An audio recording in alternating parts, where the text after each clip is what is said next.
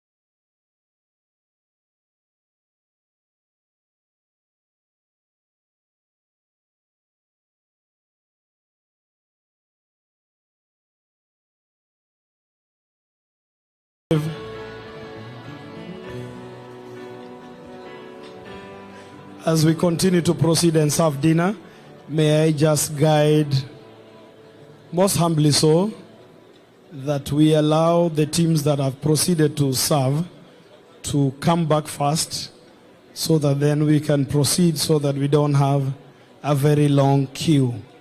Thank you. Enjoy. Octave.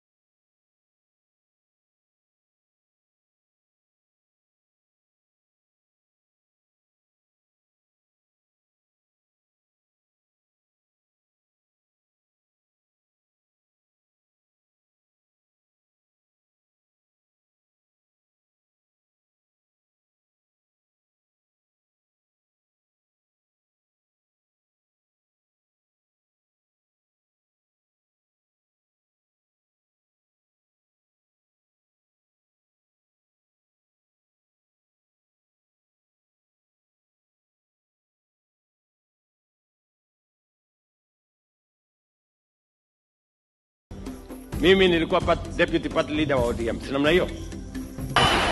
By telling my brother Agwambo, now you have the mantle, my brother. Now you have the mantle of ODM. And I want to remind you of the words of a philosopher who said, a man who wants to lead the orchestra must turn his back to the crowd. My friend, Agwambo, please look forward, don't look back.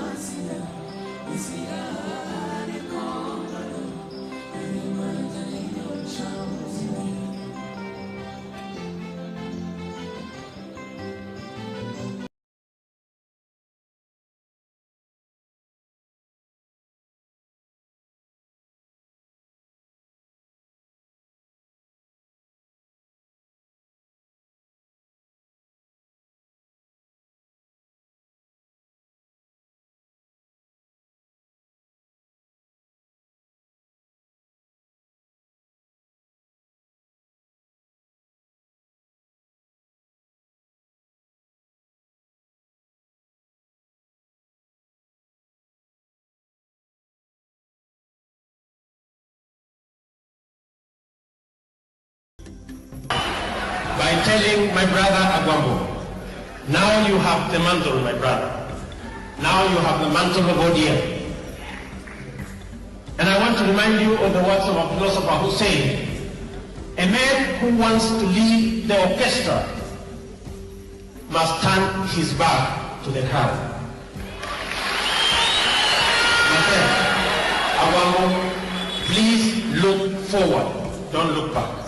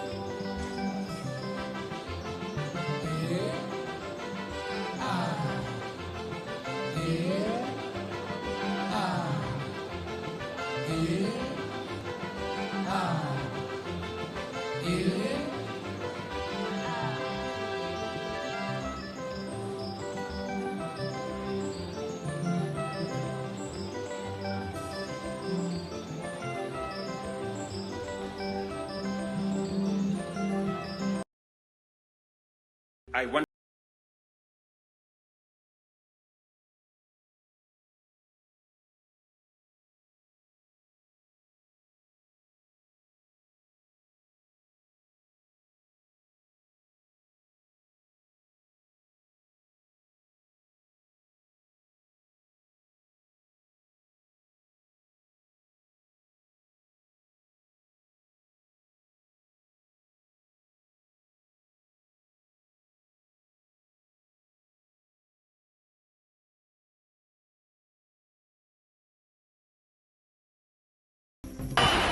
by telling my brother Agwambo, now you have the mantle, my brother.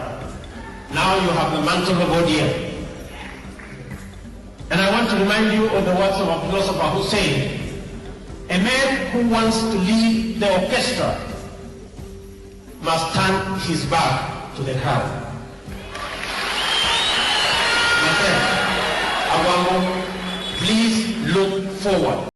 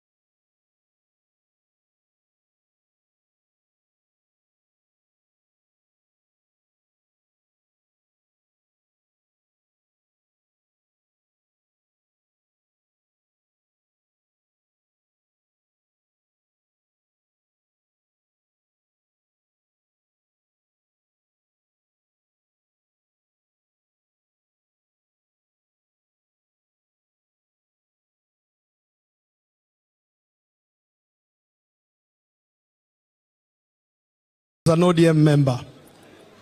So were you, so was I. So allow me to invite the chair of the planning committee for the ODM at 20 celebrations, the minority leader in the National Assembly, Honorable Junaid Mohammed. And as Junaid comes, I'll request the service team to serve as discreetly as possible. Welcome. Thank you very much, Odomobagi. Your Excellency, the President of the Republic of Kenya, my party leader, Dr. Oburu Odinga, Prime Cabinet Secretary, leadership of the ODM party, na ODM members. When I say ODM, munasema tuko tayari. Everyone in this room tonight must sing ODM, including the President. Lazima muimbe ODM hapa leo. Haya, ODM. ODM. Rais, mbona umenyamaza? ODM. Oh, very good. Your Excellency, today or tonight or the last 3 days, from Thursday, Friday, and today Saturday, we have been in the Coast region celebrating our 20th anniversary as ODM. On Friday, we had a National Governing Council. On Thursday, on Friday, we had three functions: a youth function, women function, a women event, and a concert for the youth in the evening. And today, we had the main celebration at Mamangina waterfront. And tonight, as a founder member of this party, you decided to host us for a founders dinner. Can we clap for this? This program or these celebrations started when our departed party leader was there. And I remember very well, he discussed with you at length about it. And we were supposed to do it on 10th of October from 14th and 15th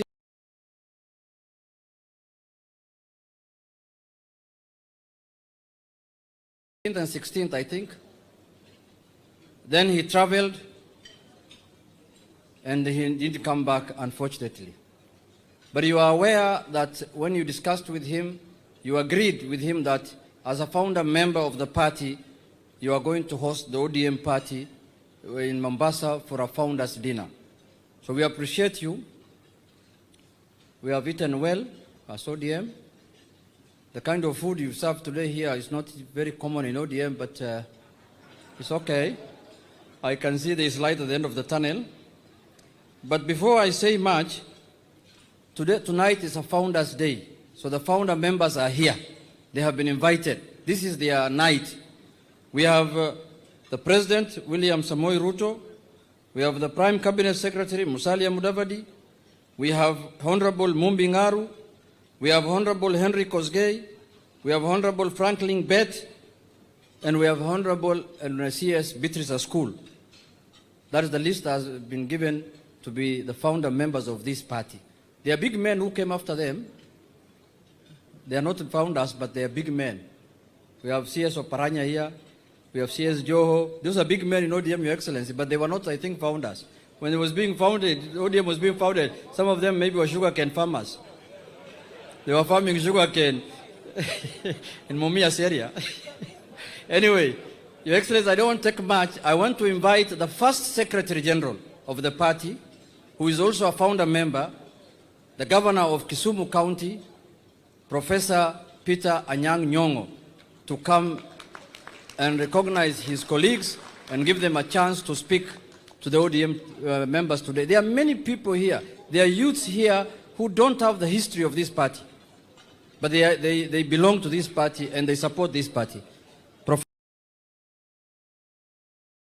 Professor, welcome.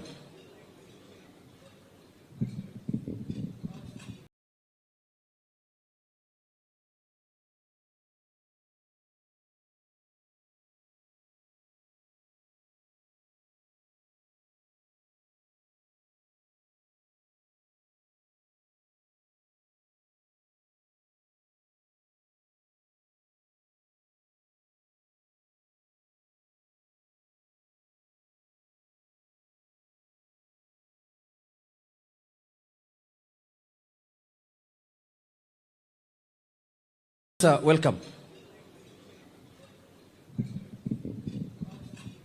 ODM, oye! The Bright Lady, and many others. So it is a good day that we and many others. So it is a good day that we have come together as a family to celebrate our past and our achievements and our hope for the future. As a teacher, among other things, I like to put the record straight. 20 years ago, an orange became more than just a fruit. It became a symbol, the emblem of a people's defiance, the voice of a nation demanding justice, and the promise of a Kenya reborn. Out of the fire of the 2005 referendum, the Orange Democratic Movement was born. Not merely as another political party, but as a movement of hope, a force for reform, and a covenant with the people of Kenya. Today, comrades, as we gather here 2 decades later, we are not only celebrating 20 years of existence, we are celebrating resilience. We honor the sacrifices of our founders, the courage of our supporters, and the unwavering dream of a fair, just, and prosperous Kenya. ODM at 20 is not just the story of a party. It is the story of a people who refuse to surrender their destiny. Distinguished Wanachungwa, as the pioneer Secretary General of this great movement, I stand before you with pride to reflect on our journey. The Orange Democratic Movement was formally registered in 2005, emerging from the No campaign during the constitutional referendum of that year. And I remember the prime movers of the ODM disappeared somewhere in Ukambani, and the president was one of them. I don't know whether that place was called Kwambungo or something like that. Yeah? Busiongumbo. That is where we disappeared to conspire how to bring this political party to birth in a nation that was suppressed by presidential authoritarianism. The Orange Democratic Movement, having been registered with the orange as the symbol, the voice of those who opposed the proposed draft constitution came together, opposing the so-called Kilifi draft constitution and embracing the Bomas of Kenya draft. In history, you need to learn what those two drafts of the constitution stood for. The Bomas of Kenya are people's proposal for a new constitution. The Kilifi draft are defense for the past and a privilege for the few. We viewed that a draft as a legal camouflage designed to sustain the old reactionary order, not the progressive democratic Kenya that we ODM envisioned. ODM was formed by leaders and citizens who could no longer tolerate injustice, disorder, and reckless leadership. We sought genuine change, not a repackaged continuation of bad governance. Among the key founding figures who stood with the people were Raila Amolo Odinga, Makofi Basi, our party leader and the enduring face of the movement, whose untimely passing remains a great loss to our people. Uhuru Kenyatta, who initially allied with ODM during the referendum before charting his own political path and later becoming Kenya's fourth president. William Ruto, a central figure in the 2005 No campaign, one of the ODM's strongest mobilizers in the Rift Valley, and now the President of the Republic of Kenya. Kalonzo Musyoka, who also opposed the Kilifi draft constitution, but later formed ODM Kenya, now the Wiper Democratic Movement. Musalia Mudavadi, who stood alongside Raila as his running mate in 2007, and now serves as Kenya's Prime Cabinet Secretary. Najib Balala, a proud member of the ODM Pentagon, representing the Coast region. What Najib?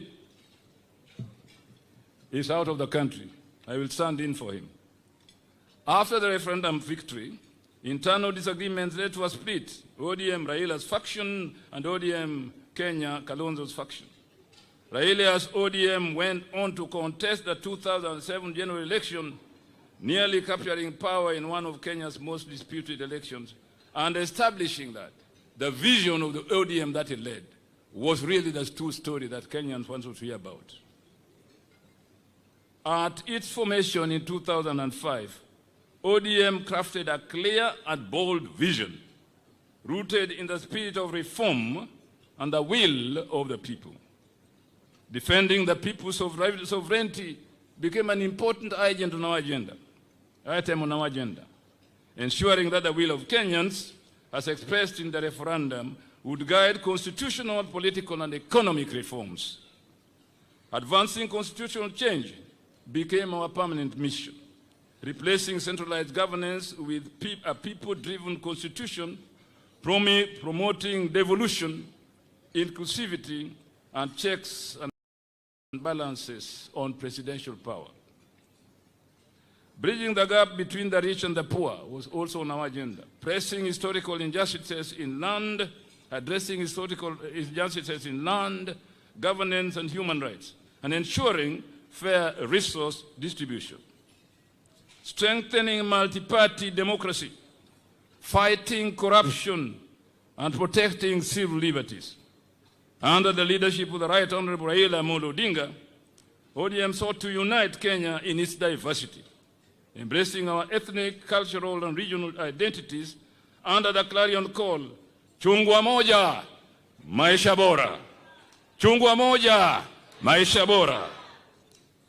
The path has been rough and slippery at times, yet our spirit has never wavered.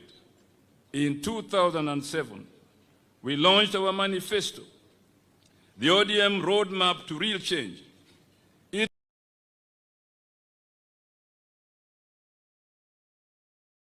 key pillars remain relevant today. 1, constitutional and institutional reform. A people-driven constitution, rule of law, accountability, and balanced presidential powers. 2, devolution and equitable development. Resources to reach every county and correct historical marginalization. 3rd, economic growth and equity. Job creation for the youth, agricultural empowerment, and fair access to land, and a prosperous modern industrial and manufacturing sector. Social justice and human development, free basic education, universal health care, and poverty reduction.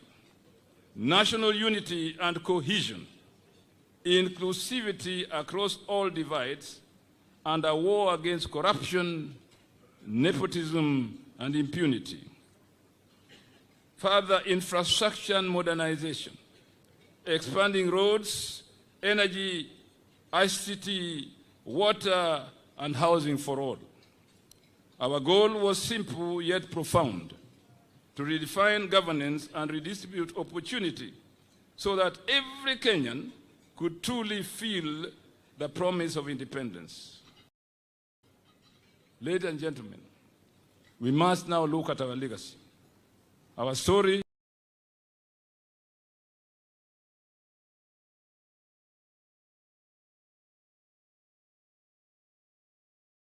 is written in the heartbeat of this nation.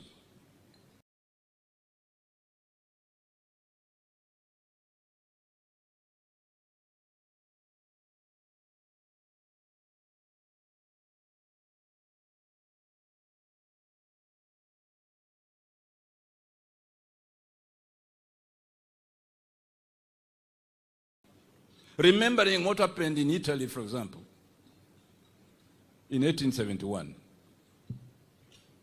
Under the Grand Coalition, our leader became Prime Minister, and we laid the foundation for reforms that will still shape Kenya today. In 2010, we achieved one of our founding goals, the birth of a new constitution that devolved power and protected rights. 2013, 17, and 22, though denied victory through political malpractice, ODM stood firm as the people's watchdog, the voice of accountability, and the defender of revolution. Asante sana ndugu wangu. Mungu akubariki. ODM has been tested but never broken, challenged but never defeated. As we celebrate 20 years of resilience, we must renew our covenant with the people of Kenya. The next 20 years must be about economic justice, building an economy that works for the mama mboga, the border rider, and the village farmer that we envisioned in Vision 2030. Social protection, healthcare for every family, education for every child, dignity for every worker, defending devolution, ensuring resources reach where our people live and our people dream for a better future. Unity and inclusivity, a Kenya where no community is left behind and no citizen feels like a stranger in their own country. And above all, ODM must nurture a new generation of leaders, men and women who will carry this flame of reform into the future. In conclusion, mabwana na mabibi, na wale wasio na mabibi, let us remember this truth. ODM is not just a party. It is a movement. ODM is the dream. ODM is the dream of the farmer who tills his land seeking fair markets. ODM is the cry of the mother who wants health care for her children. ODM is the hope of the youth, yearning for opportunity, dignity, and justice. We must reignite the fire for the next 20 years, a fire of struggle, service, resoluteness, and victory. I foresee political jungles opening up, darkness giving way to light, and lives transformed. So let us rise, united, one people, one movement, one nation. May ODM live on. May democracy thrive. May the people of Kenya forever be free and prosperous.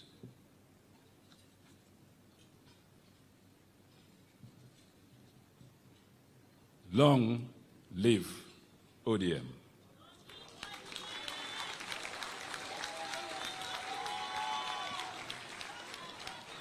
Long live a united Kenya.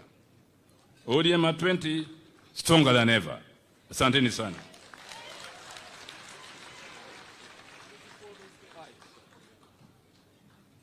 Can I take this opportunity, please, to call my chairman, Henry Koske, to come and say a word.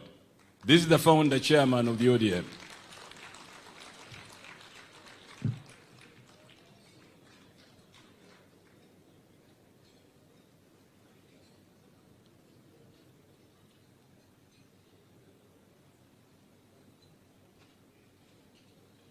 Chamge? Missing? Still missing.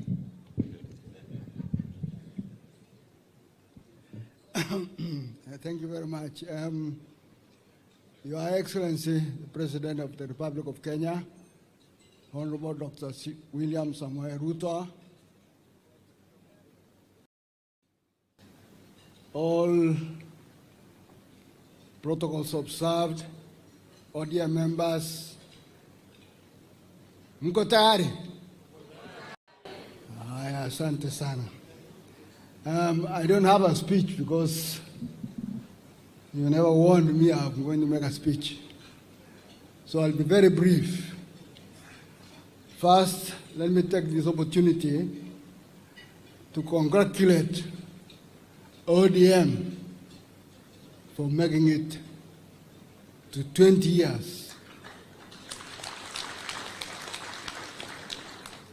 I think you are only second to KANU, and quite a number of all of us also came from KANU. So congratulations, and as the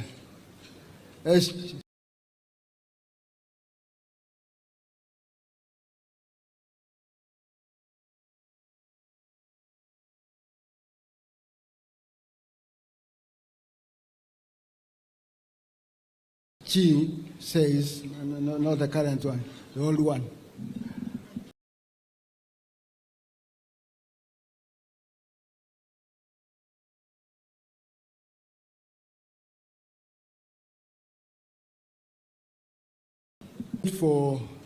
To say no, to reject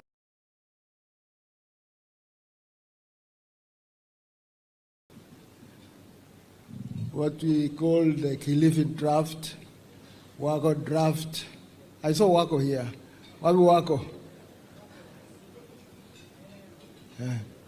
Yeah, Kule, yeah, Wako, Amos Wako. We rejected your draft. We went to the IEBC to choose a simple. And when we got there, I was there, when we got there, we too had two, on one hand a banana and an orange on the other. And I remember very well, very clearly, him giving us a banana. he gave us on this hand, but then took it back and gave us the orange.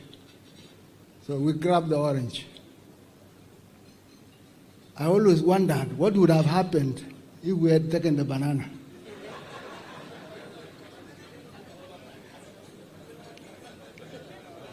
Anyway, we were lucky. We got the banana, we got the orange, and the banana ended up with the other side, and they became bananas. And then, fast forward, after the campaign, we campaigned so hard as a team. Now we in Kanu, together with the president and Honorable Musalia, and quite a number, with the LDP group. At that time, we in Kanu, we had lost 2002 elections, and actually the government that came in persecuted us, particularly people from Rift Valley. They were sacked, those in the military, those in the police force, those in parastatals. They were sacked left, right, center, until, I think the president remembers this, we said, please, enough is enough. Don't continue, persecuting us. And we tried to create a dialogue to stop the persecution, because we had lost quite a number of people. Imagine, there was 20 senior police officers who were one day told, out, get out. And they were sitting in their cars doing nothing, waiting to be. So when I hear sometimes stories about blah, blah, blah, blah, I wonder, do they really remember? Anyway, so we teamed up with LDP. So immediately after the referendum, they were sacked. The LDP group who had joined the part of NAC, they were sacked. So we were happy. Now we could work together. They have been sacked, we have been victimized, so we teamed up. Fast forward, we went round after winning the no, and we said, this can be a party, the Orange Democratic Movement. And Your Excellency, you'll remember in Kisumu, that big, huge rally where they were singing, Ruto, Ruto, Ruto. Because you had done a very good campaign, so they thought we won the election, we won the no, because you did a wonderful campaign. So we said we can go and form a party. So we agreed to go and meet in Machakos, this place called Kwashambungo. I don't know if I pronounced that correctly, but we went there and agreed in principle that let's form a party. Now, Your Excellency, His Excellency the President had shown presidential ambitions. Raila was there, Mudavadi was there, Achib Alala was there, Hormonyaga was there. They had said they want to be president. And you can see, in ambition, you must be ambitious. Kuwa presidency rahisi. So they went into a room themselves to discuss who will be. I think they might have been discussing, you might tell us, they might have been discussing who would be chairman. But then they agreed that none of them who has presidential ambitions should be chair. So they said, who should be given the interim chairman? So Julius Kemboy, who was one of the lawyers who was inside, and Otieno Kachwang was also in the meeting. Julius was the first one to come and said, "Would you like to be chairman?" I said, "Of course, yes, I don't mind being chairman." And then Otieno Kachwang followed. Otieno Kachwang came to try and convince me to be chairman. I was already convinced. So we agreed. They came. The rest of the positions, I think, you came later. After that, Shambungo as acting secretary. Then we went to Naivasha to strategize now on what the party principles and values are. And we had a very big argument on who should be members. Individual members, and of course Uhuru and Kanu and Gideon were still in Kanu. We were also in Kanu. And they said, let's have also corporate members. And for a whole 2 days, we talked about who should be member, corporate or individuals only. Raila was for individuals. We talked over, we agreed, let's have both individual members and corporate. So we went out of our way to accommodate Kanu. So we came in, and then we now came to Nairobi to register the ODM. And we found out that a mischievous character called Imanyara, with maybe I can't call it, maybe a sinister motive, had registered our party. How come? Who is this Imanyara? We haven't even known him. I think I've met the character twice. Is he here? Papi, he's around, eh? One day he will tell us his motive. So we decided, no, let's register ODM Kenya. So we went ahead and registered ODM Kenya. It was not easy. The government refused to register.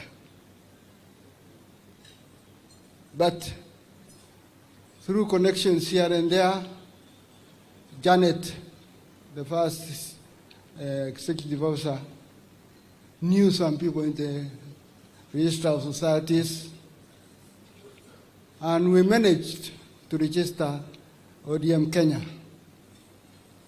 But because we could not be officials, because if we had become officials, we would have had to resign from our seats as members of parliament. So we took, but a little bit, they even refused to give us a certificate of registration. So we went and I climbed up Sharia House, there's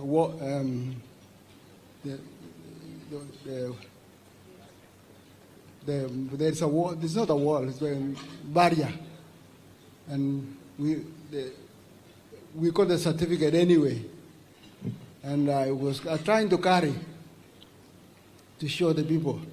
And the young people from Kibera, you know how they are. They wanted to grab the certificate. And I was holding it in my hands, and they eventually broke the glass, and it cut my hand here. I have a mark. And then we went with it to Uhuru Park, trying to have a small rally. And the police came and tear gassed us. First time nilikula tear gas. Kwa hivyo kama hujakula tear gas, hujapata chochote. Anyway, so we registered the party under Manso and I don't know who else, maybe the president knows, I don't know all of them. You know, age is catching up on me. But we got so we went to Banafric Hotel. At that time, there was still push and we were still pulling. Uhuru was still pulling. I don't know what he wanted, and we had given corporate members. So I called him. I said, Uhuru, go back to your people. Don't come and harass us here. Go back to Kano and build your base there. We will remain here. And then Kalonzo also, and Mutula Senior, still continued wanting. Kumbe they knew. The next thing, they ran away with the party. That Dan Manso. Huh? So we were partyless. We were ODM but without any party. They had run away with the party. So now we thought of, what shall we do? What shall we do? Imanyara has registered the other one. Here is ODMK is gone. So we thought, well, let's register for ODM Asili or ODM Original. So we were still debating. But the party leader, Honorable Raila, and may his soul rest in peace, you know, he was a good thinker. So one day, when we were still talking, there was a restaurant somewhere we used to go sometimes on Lanana Road. He said, you know, Kumbe he had actually decided to approach Imanyara and, well, ask what you want. The rest you can conclude.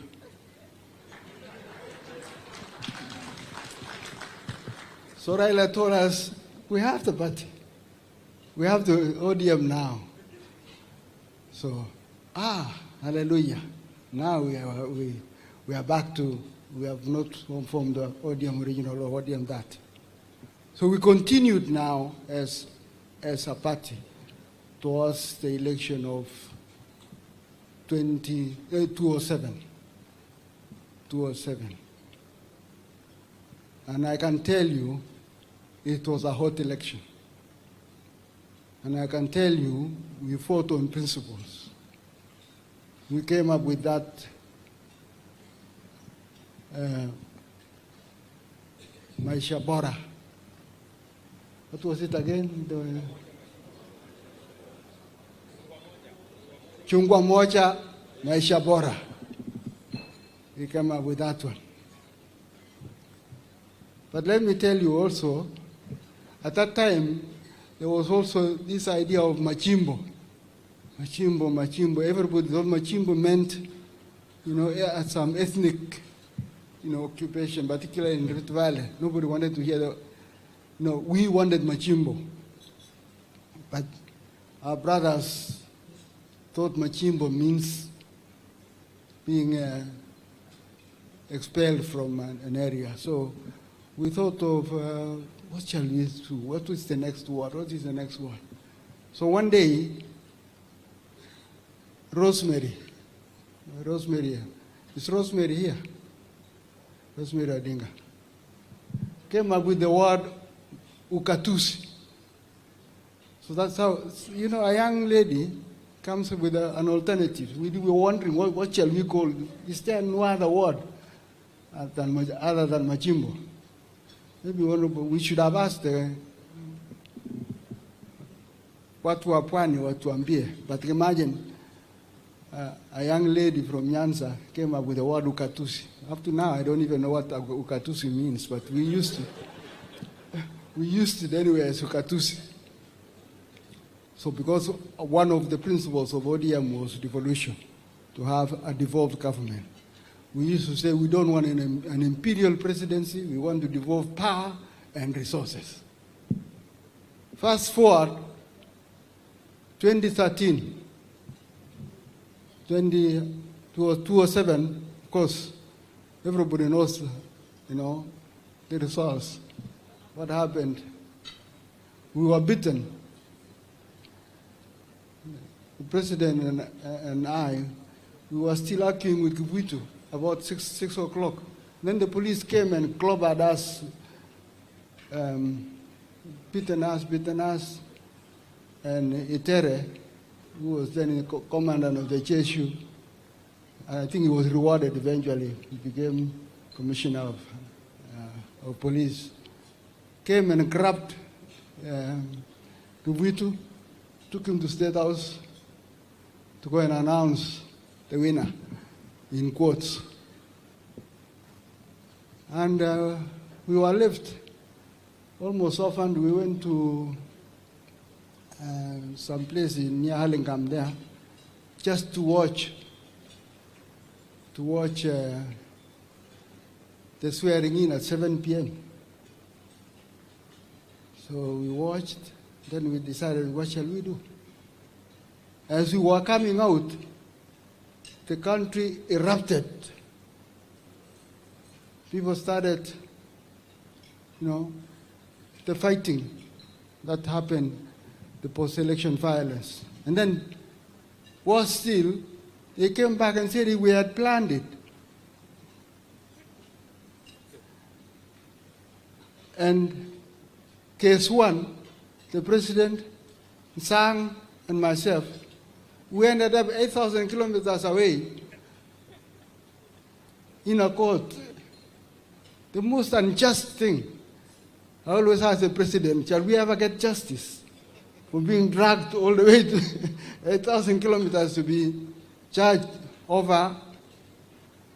Can you imagine one of the items on the charges is rape? Imagine me being charged for rape. Anyway, I don't want to go into too much history. So that is that. And then, of course, after 2007, 2013,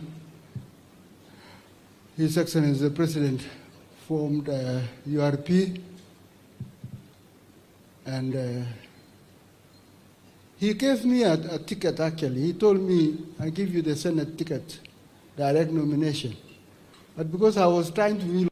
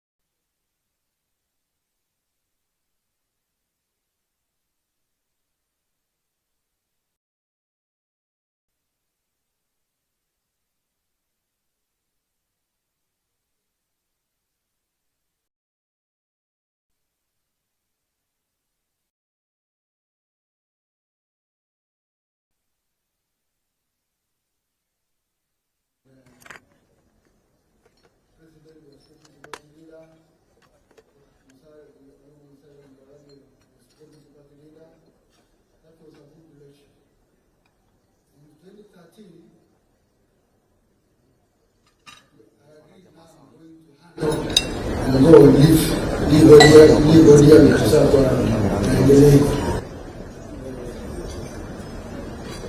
And then, after I handed over, there was going to be an election. Nyanyo, my friend Nyanyo, convinced me, oh, why don't you wait and have something to eat before you go? So I agreed, we could go, so I needed to buy. So So I agreed to eat. So we went to eat. And then now when we came back, it was voting time. I said, I'm still a member. Let me vote. While I'm trying to cast my vote, some goons in black, because the men in black came and kicked out everything. I rushed out to my car. I don't know what happened at that time, but that was almost my last function or my last activity in ODM. I went away, and the rest is history. So I went, and I changed the party now UIP was then later immediately after that, Jubilee then, I became a Jubilee member.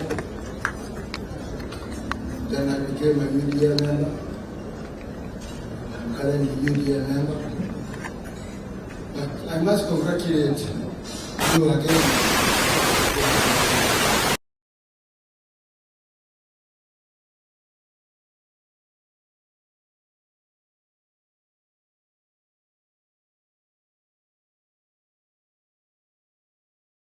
And fair society, a prosperous society, a society that we can all proudly say we belong. And now since you said, or the MC here said, we want to take stock of what you have done and what the future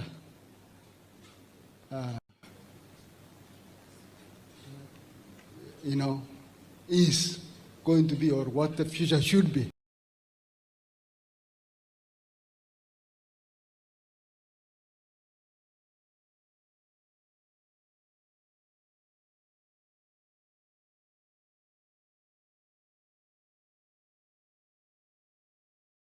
Yes, you might call them, tell me, for the sake of a better word, ethnic communities.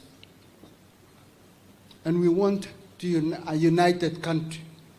We want a united nation. We want a prosperous country. And we can only do that if we remain united. I know, Anyang, you don't like me to say this, but now the future is the future. You know, Baba left you in the broad-based government. Stay in broad-based government.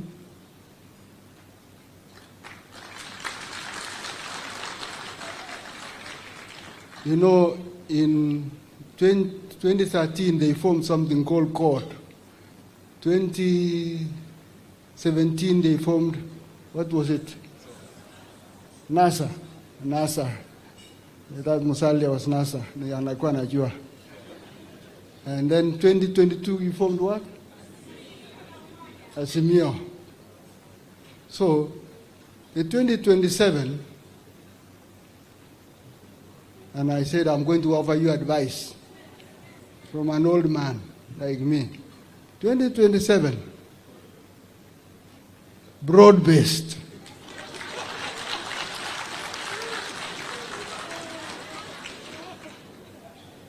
Broad-based. You can baptize it, but broad-based. Under His Excellency, William Ruto. Because I have given that history, and we have seen we have been together anyway. In spirit and in everything. Maybe in different parties, but we have been together. Let us stay together as one nation. What did you say? One what? You can continue saying one nation, one what, one. Bas. Asanteni sana. This guy, when we were looking for a slogan for Tuko Tayari, He's the one who came up with the word tuko tayari. And near Methodist guest house there, and we said tuko tayari. And the other side said tuko pamoja. So they always copied. But stay in the broad-based government. Stay in the coalition of William Ruto. Whatever you will call it broad-based coalition. Thank you. Thank you. Thank you very much, my chair. One more clap for my chair. Asanteni sana, asanteni sana. I want to call to the stage now, after you've listened to my chair giving you a very good history of the ODM. I concentrated on ODM's ideology, and he gave you a very good history. Now you are learned from here. BA, MA, to the other side. Thank you very much. Let me call my dear friend Mumbi Ngaru. Wapi huyu mama? Aje hapa, azungumuze na wananchi kama kawaida. Tafadhali. Haya, Mumbi is a very special lady to us in ODM. Come, my dear. And you hear her voice, you'll want her to speak up the morning time, but come.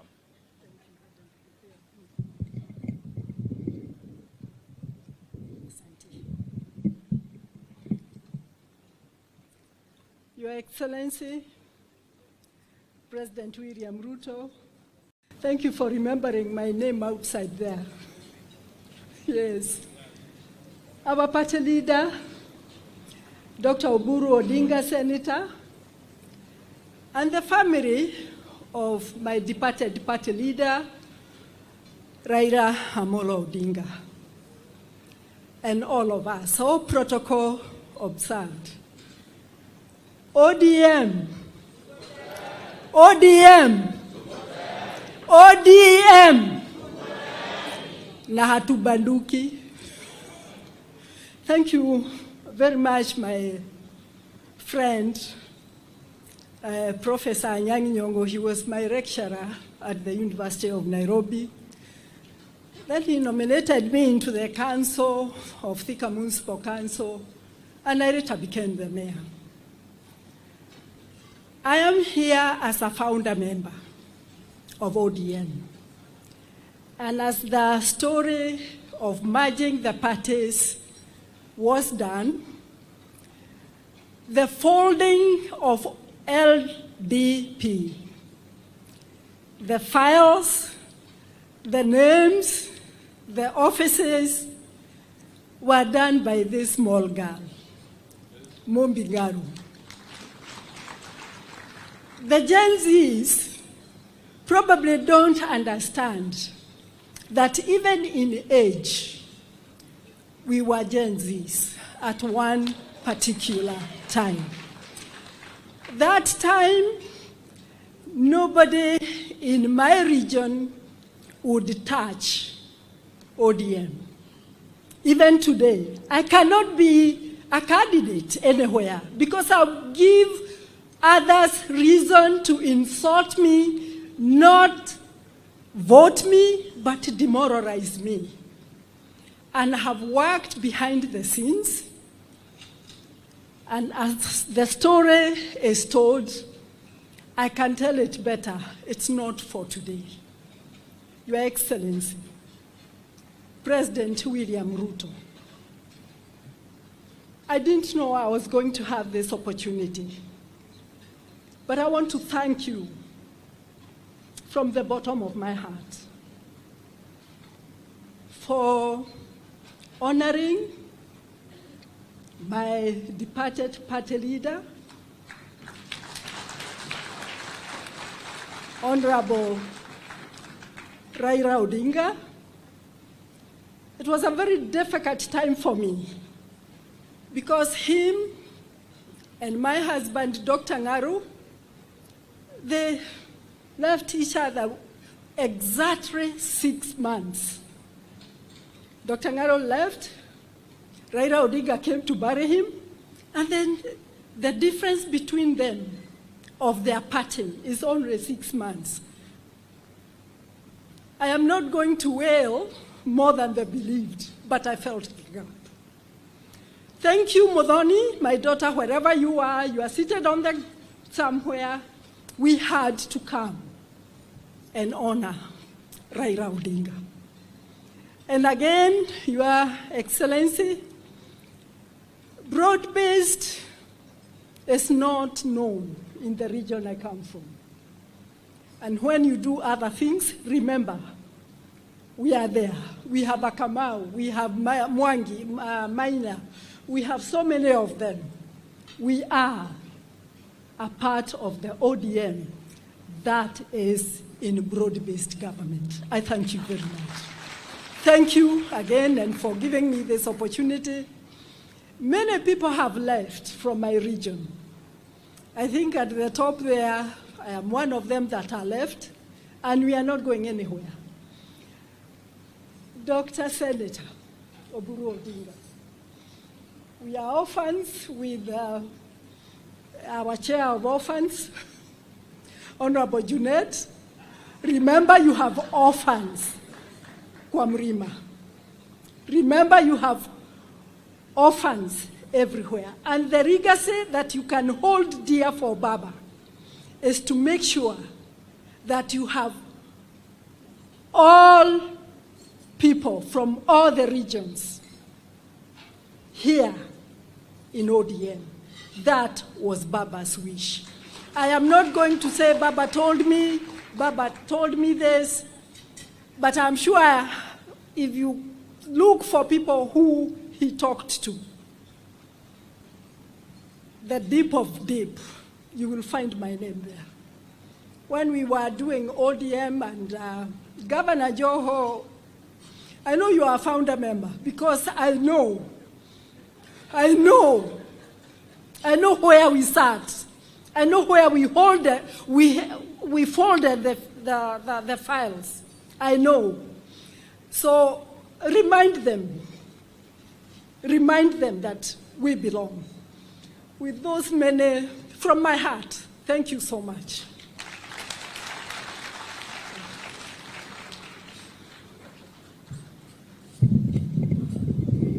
Thank you very much, the audience. I guess we have already given you the history of ODM, the experiences of leaders like my chairman, Henry Koske. Now it is time to come to the present day ODM. And therefore, ladies and gentlemen, without much ado, I want to ask the ODM of today, under the competent leadership of Oburu Odinga, the party leader now, with the inspiration of the officers of the ODM now, may I take this opportunity, therefore, to hand over to Junet to now conduct the rest of the discussions. I thank you very much for listening. I thank you very much for your patience. Today is a day of the ODM. If we are here up to 5 in the morning, so be it. Thank you. Thank you very much. Thank you very much, Your Excellency, the Governor of Kisumu County. You know, we were calling the founder members. Sio watu ya mkono ya founder members. Governor Joe alikuwa mtu ya mkono ya founder members that time. When I checked the records, but he will explain. The founder members were here, watu ya mkono walikuwa natembea nao. Sasa hiyo mtu ya mkono. Anyway, but we will explain. On a light note. So, I think we have heard from the former chairman. He's given a long history. And former chairman, I also want to grow old. Because pray for me, I become as old as your age. Because there are some things you've said here. If I say myself, I can be skinned here alive. But because of your age, you can go with it without anybody talking to you. Then we have our former chair of the election board, Honorable Franklin Bett. I think in the interest of time, we will ask him to allow us, and then Beatrice School also. The current officials of ODM are here. They have been speaking since Thursday.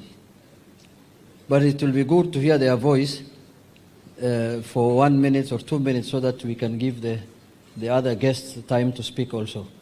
So I want to call upon our Secretary General, Honorable Edwin Sifuna, to come and say one word so that now we can invite the others also to say a word. Then we can hear the founder member who became the President of the Republic of Kenya.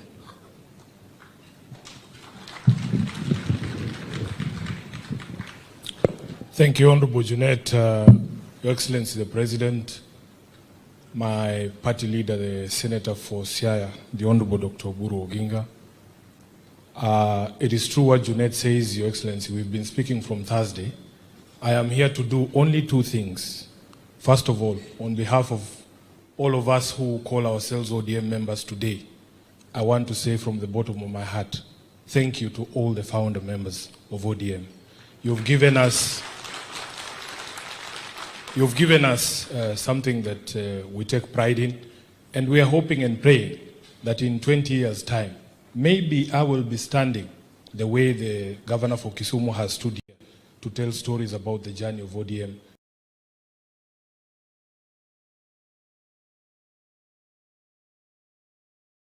For the next 20 years. Secondly, Your Excellency, yes, Your Excellency, you know why. The Honorable Fourth President of the Republic of Kenya, His Excellency Uhuru Kenyatta, he has sent me his message here. I'm not going to say anything other than read his message.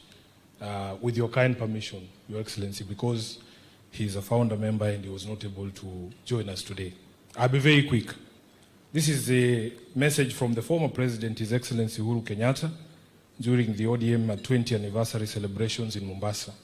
To the ODM family, distinguished guests, ladies and gentlemen, let me begin by thanking the leadership of the Orange Democratic Movement for inviting me to join you this evening as you mark your 20th anniversary.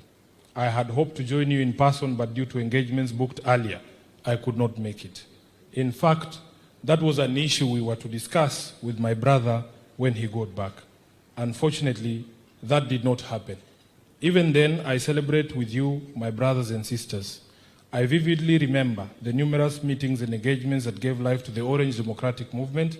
Indeed, it was a movement born not out of political convenience, but out of conviction. A broad coalition then of political leaders who rallied the No campaign against the 2005 Kenyan Constitution. Tulikuwa tunaitwa Pentagon. It was a movement whose ideals began to shape Kenya's democratic journey. A journey that began 20 years ago when we joined hands with my brother, the late Right Honorable Raila Amolo Odinga, when he was the Liberal Democratic Party leader. I was the leader of the opposition in Kano. His Excellency William Ruto, Kalonzo Musyoka, Musalia Mudavadi, Najib Balala, and the late Joseph Nyaga. When we came together to form this movement, we did so not out of ambition, but out of conviction. Conviction that Kenya does deserve better, that our people deserve justice, dignity, and equal opportunity. As we moved to the 2007 election under the leadership of Baba Raila Amolo Odinga, the ODM was founded. It was founded as a voice of the voiceless, a rallying point for all who desire true democracy, constitutional reform, justice, good governance. It was built on the belief that leadership is not about power, but about service, that progress is not about individuals, but about people working together for the common good. So, you see, we believed that Kenya's strength lies in her diversity and that no single citizen should ever feel excluded from the promise of our nation because of where they come from, what they believe, their religion, or who they are. Allow me to share the core principles that we stood for at the time. Number one was democracy and good governance. We believed that sovereignty belonged to the people. We envisioned a Kenya where leadership is accountable, where power is not imposed but entrusted, and where government exists to serve and not to rule. I remember the conviction that drove us that democracy must never again be taken for granted in this country. We fought for free and fair elections, for transparent institutions, and for a culture of leadership guided by integrity and service. That spirit remains alive today. That spirit gave birth to the Orange Democratic Movement that we are celebrating here today. Number two was social justice and equity. ODM has always stood for social justice and equity, a Kenya where every person, regardless of their background, has a fair shot at success. We knew that political freedom without social justice was incomplete. Three, human rights. In the face of persecution, intimidation, and imprisonment, as the leaders then led by my brother, Right Honorable Raila Odinga, we stood tall in defending the human rights and freedoms of all Kenyans. Our unity under the Orange Movement taught us that the fight for freedom is not just about political space, but about the dignity of every person, the right to speak freely, to worship, to assemble, and to live without fear. 3, or is it 5, economic justice. ODM was and continues to be an unwavering movement in its pursuit of economic justice, the idea that growth must be inclusive, and prosperity shared. In the interest of time, Your Excellency, if you watch this, I'm going to skip to the last paragraph because I can see the Honorable Junet behind me. Wanachama wa ODM, today as you celebrate this milestone, my heart is emotionally heavy as I remember my brother and friend and compatriot, the Right Honorable Raila Odinga, may his soul rest in peace. His absence today is deeply felt, but his presence is forever etched in our hearts and in the history of our beloved nation, Kenya. Baba was not just a leader of ODM, he was the spirit of its struggle, the embodiment of courage, endurance, and unwavering faith in the Kenyan dream. His courage, resilience, and selflessness shaped not just this movement, but the very course of Kenya's political evolution. Let us keep alive his fight for democracy, accountability, and inclusion. Let us make real his vision of a Kenya where no child goes hungry, where justice is not for the privileged few, and where every Kenyan, young or old, has an equal opportunity to thrive. May the next phase of ODM be a testament of renewal, growth, and steadfast commitment to building a Kenya that truly belongs to all her citizens. Thank you, God bless you, God bless ODM, and God bless our beloved country, Kenya. His Excellency Uhuru Muigai Kenyatta, CGH, 4th President of the Republic of Kenya. I thank you. Thank you very much, SG. We have received the message from the former President, His Excellency Uhuru Kenyatta. I don't know whether he was a member of Pentagon, but we shall see.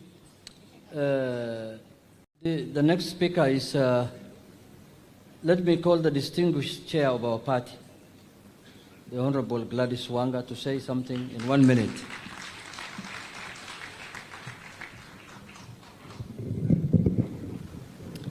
Thank you very much, Your Excellency, the President of the Republic of Kenya and founder member of the ODM party, our party leader, Dr. Oburu Oginga, distinguished founder members, ladies and gentlemen. Tonight is not a night for long speeches because speeches have been made, and I think the highlights have been done by our founders who have described the journey that ODM has walked to get to 20 years and before then. And the lesson I've learned is that the journey was not an easy journey. It was a tough journey. But for a long time, the members held together.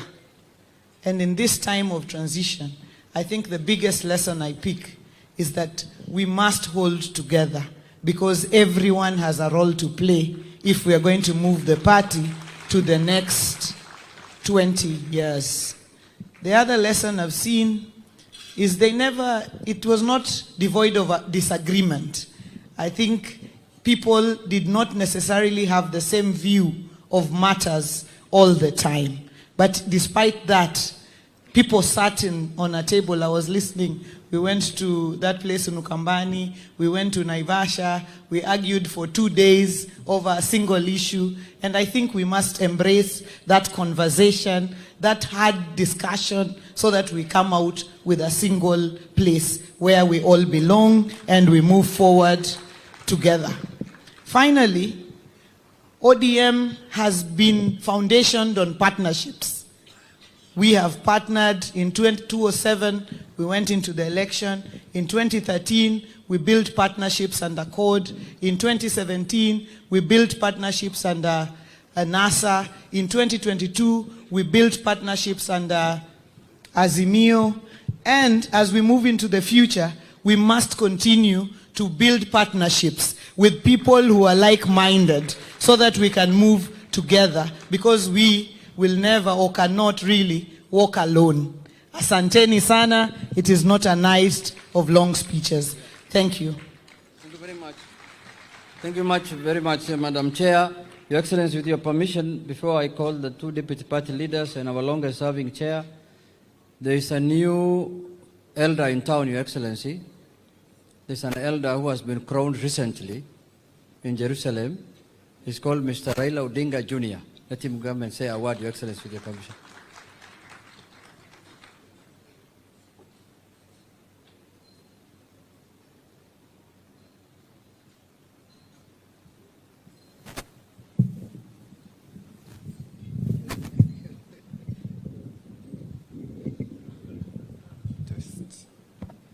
Hello.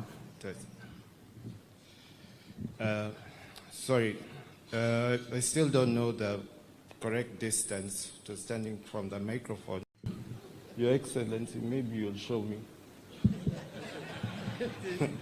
Inanisumbua sana, but I'll try my best. I prepared a speech, but I've had to summarize it. So, with your permission, Your Excellency, the President of the Republic of Kenya, Dr. William Ruto, our newly minted ODM party leader, Honorable Oburu Oginga, congratulations.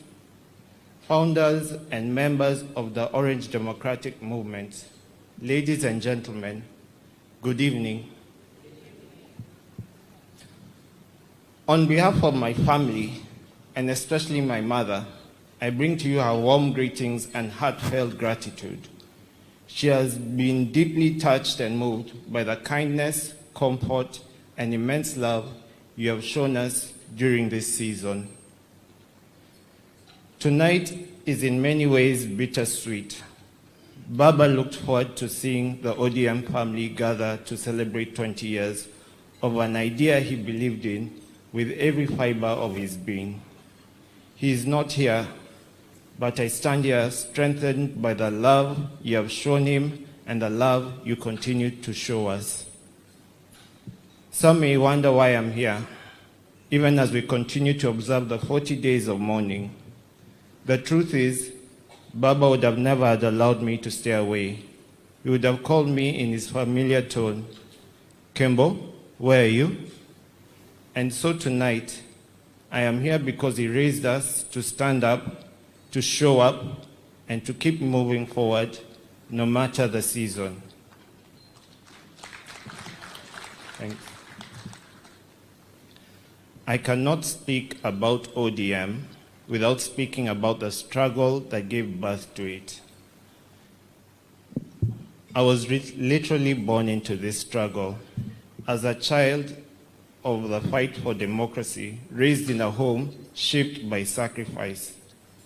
I remember the first time I truly met Baba. I was 11.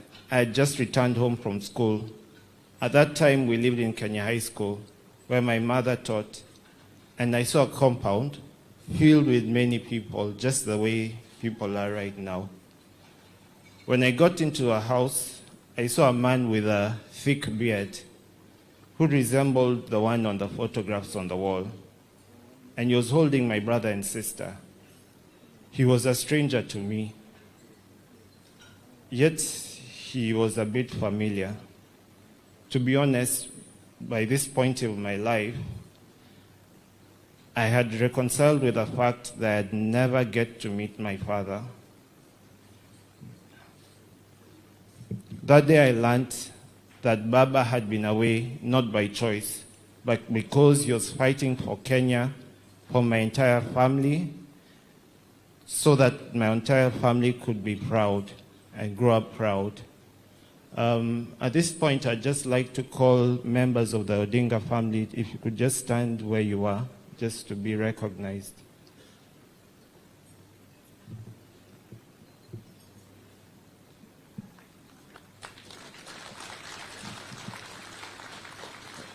We have Honorable Ruto Odinga. We have Honorable Winnie Kazi Odinga. We have Jaoko Odinga. We have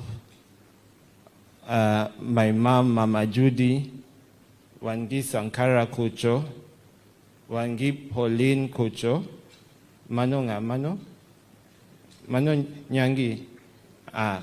Wangi Nyangi Kucho. So, Dr.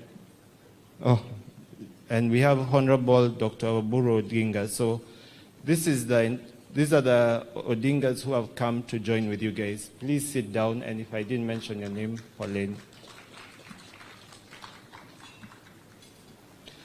Tonight we mark 20 years of Orange Democratic Movement, a movement that has shaped our democracy and inspired a generation. I stand here not only as a member of the ODM family, but as a son who lived through the journey that built this party. My father, Baba, Raila Amolo Odinga, believed deeply in a just, fair, and united Kenya. ODM was his vehicle of advancing that hope, and it is an honor to celebrate that milestone, even in his absence. He taught us that freedom is earned, unity is built, and a dream of a better Kenya must always be kept alive. As we look forward to the next 20 years, let us recommit ourselves to the values that brought us here: democracy, equity, development, and dignity for all. Let us empower youth, protect our constitution, and work together across parties and generations to deliver opportunity to every Kenyan. The orange flame still burns. The journey continues. God bless you. God bless LDM.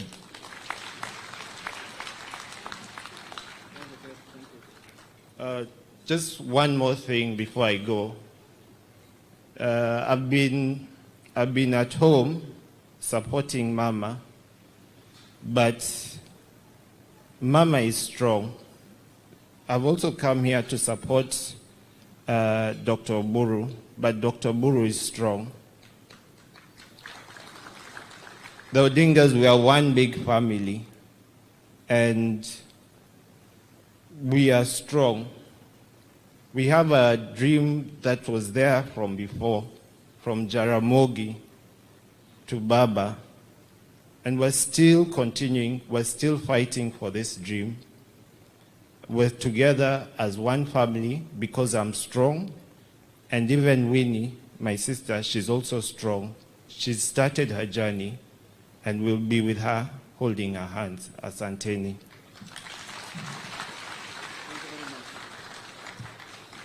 Deputy Party Leader Osoti, 1 minute.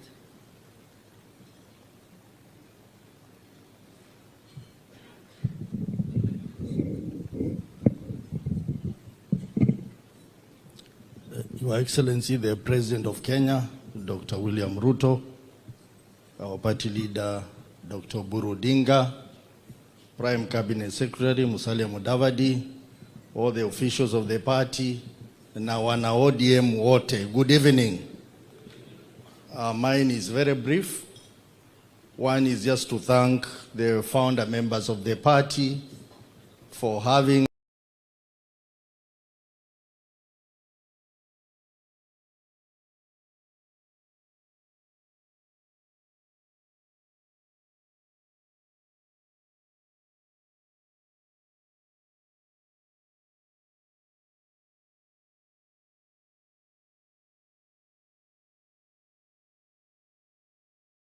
founded one of the biggest parties will come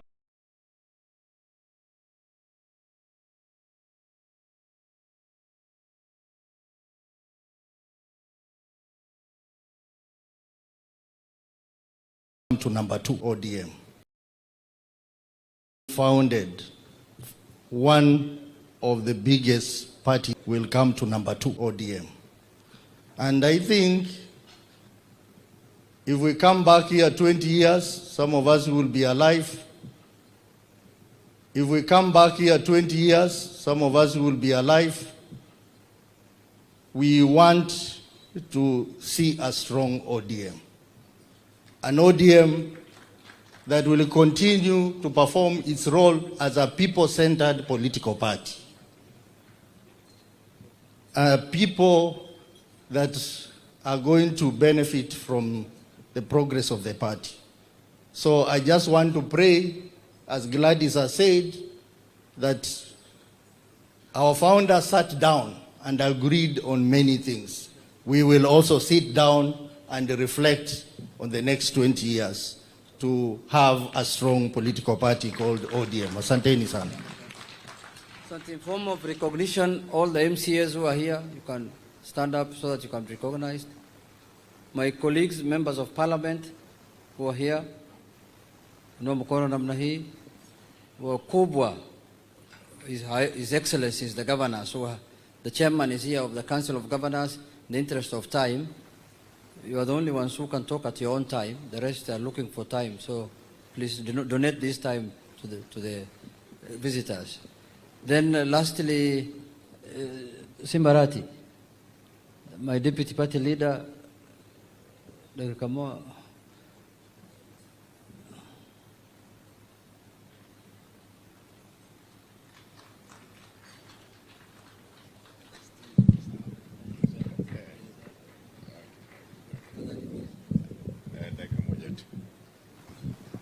Your Excellency, the President, our party leader, Dr. Oburu Odinga, the founder members of the party,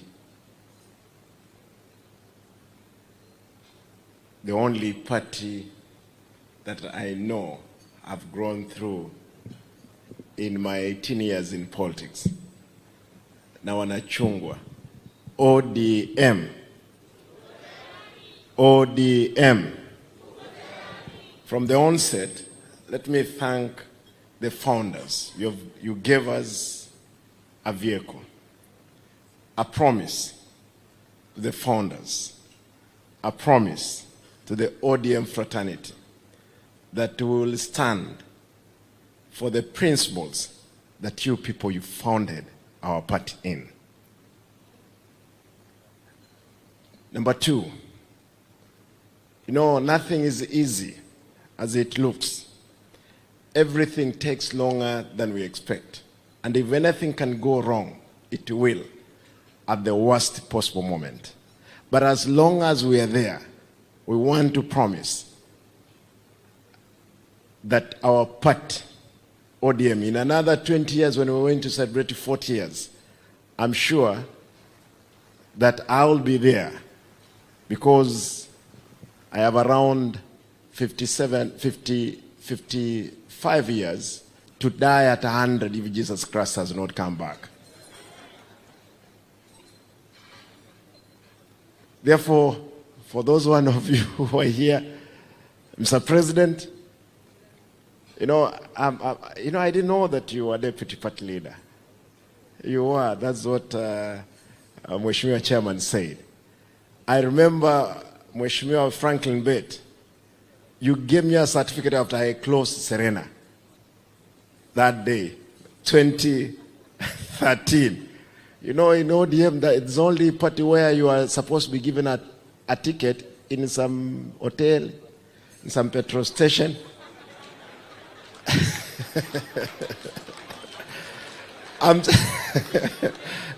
But I want to tell you, this roundup, we will make sure the certificate you have won, the ticket at nomination, you get your certificate.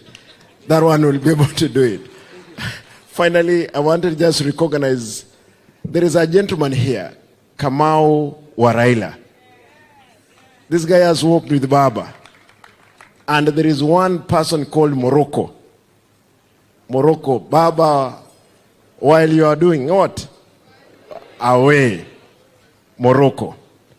Again, there is a trustee, and nimeambiwa atakuwa recognized. Wana ODM, tukae pamoja, kuwa na imani, tutatengeneza serikali inayokuja. Lazima tukae kwa hiyo meza. Asanteni, Mungu awabariki. Asante sana. Board of Trustees wako hapa, Mheshimiwa Amos wako hapa, Agnes Zani, Joshua Kawino, and our party leader, Dr. Oburu Odinga. Now, nataka kualika the longest serving chairman of ODM, Honorable John Badi, who is currently the Minister for Finance of the Republic of Kenya. John Badi Ngongo.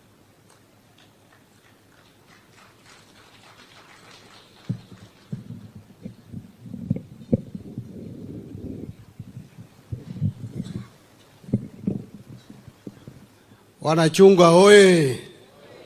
Asanteni sana. Thank you very much. Yes, I am the longest serving chairman of ODM to date. But there is one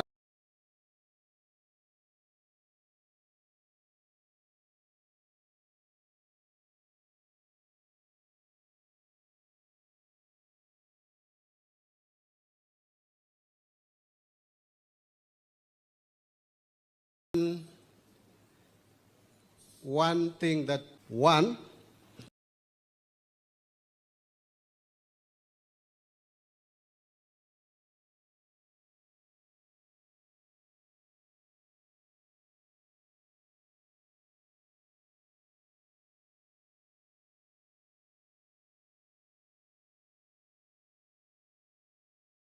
is a thing that I want to appeal to the appeal of ODM on.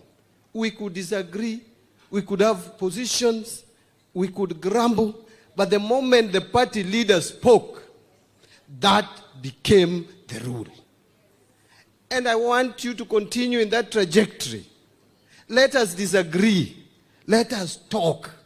But the moment Dr. Buru Odinga speaks, if he will still be our party leader, which I pray that he continues as the party leader, let us listen to him. Lastly, again, I want to plead with you. Raila Odinga has brought this movement very far. This movement, this is not a political party, Your Excellency. This is a movement. And a movement moves. Meaning it came from somewhere, it has reached somewhere.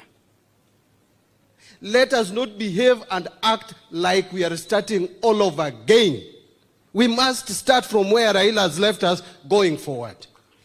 Let us not start all over again. We must appreciate that Raila has left us with a constitution 2010. That is something he really fought so hard for. Raila has made tremendous progress with us. I want to just conclude by saying that this party is built on the principles of agitation. That we went to the street, people lost their lives, people have been maimed. But by the end of the day, there was also boardroom politics that Baba promoted. Baba believed in dialogue. And boardroom politics, even though as we were fighting for independence, we were in the streets and fighting people, Mau Mau and the rest, Yanka Virondo and the rest. But for us to get independence, people went to Lancaster, sat on a table, agreed. For us to get the constitution we have today, after agitation and fighting in the streets, people went to Bomas of Kenya. People went to Kilifi. People went to Naivasha. People spoke. We went to Kenya School of Government, what used to be called KIA, and discussed. Why can't we continue the same today? Even though you want us to go to the street, but we should remember that there is also value in boardroom. Boardroom. Boardroom. Thank you very much. Thank you, Waziri. Now, governors who are here, Your Excellency, we have Governor Otuoma from Busia. Let us recognize them officially. We have the governor for Garissa, Governor Nadif Jama, the governor for Kajiado County, Governor Olelenku, then my governor, George Mbogo Chila Yako, Nyakorja Mboko, which will be okay. Then there is the governor for Kilifi. Here is Kilifi or Mombasa? Kilifi. Yeah, Mheshimiwa Mungaru. I think those are the governors that are here. So in the interest of time, Your Excellency, now before the experts went to your side, Your Excellency, to help you to work in your government, we had two deputy party leaders. We had Governor Joho and Governor Paranya. We want to close with those two. Governor Joho, please come so that you can say one word. If they remain in ODM, I mean if they remain outside government, wangesimama president, lakini zaidi najua Makende mekunjana. Sasa they can remain.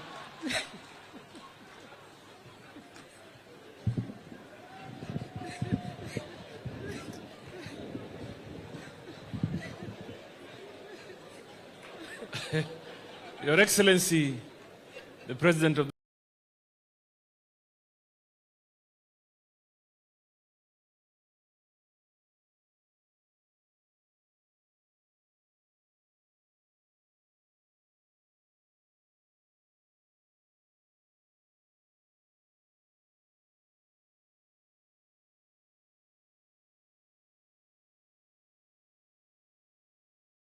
the Republic of Kenya, huyu Junet one,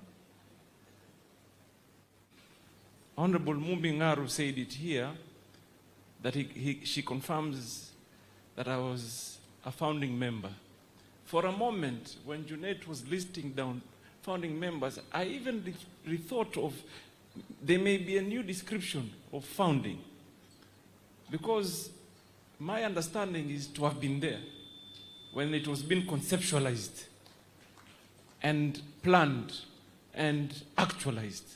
So wakati tulikuwa number 1 Imperial Hotel before the rally, where Najib Balala made the announcement and then followed up by a meeting at Imperial Hotel that evening that led to go to Machakos. I thought I was there. I thought I was there. And by definition, I would qualify to be a founding member. I would understand at that point it was difficult to notice me because I was a nobody. Some young guy from Kisauni who Baba believed in was there in some meeting somewhere, napitwa tu hapo. But even today you want to say you cannot notice me when I am the minister in the government of the day today. And then also, you will remember that in 2008, Chairman, the biggest surprise in that election that you talked about was none other than Hassan Ali Joho. I was in my late 20s, and for the first time, I had gone to Parliament, and I was elected as the National Organizing Secretary of ODM in 2008. Mulikuwa wapi? Wengine mulikuwa wapi? So sometimes when you see us agitating with certain issues, it's because we believe in this party. We've sacrificed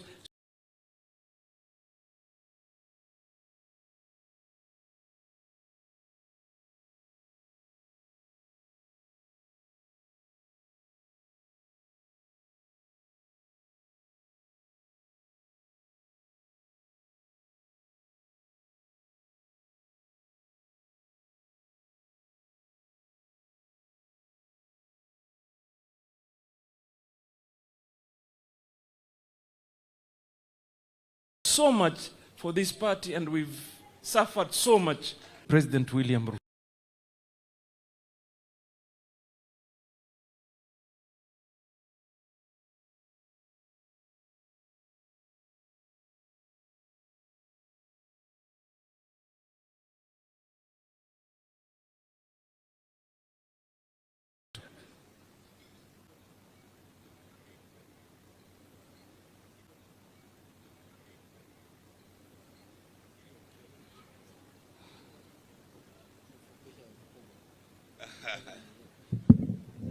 Yeah, Your Excellency, the President of the Republic of Kenya, all protocols observed, ladies and gentlemen, wanda ODM hamjambo.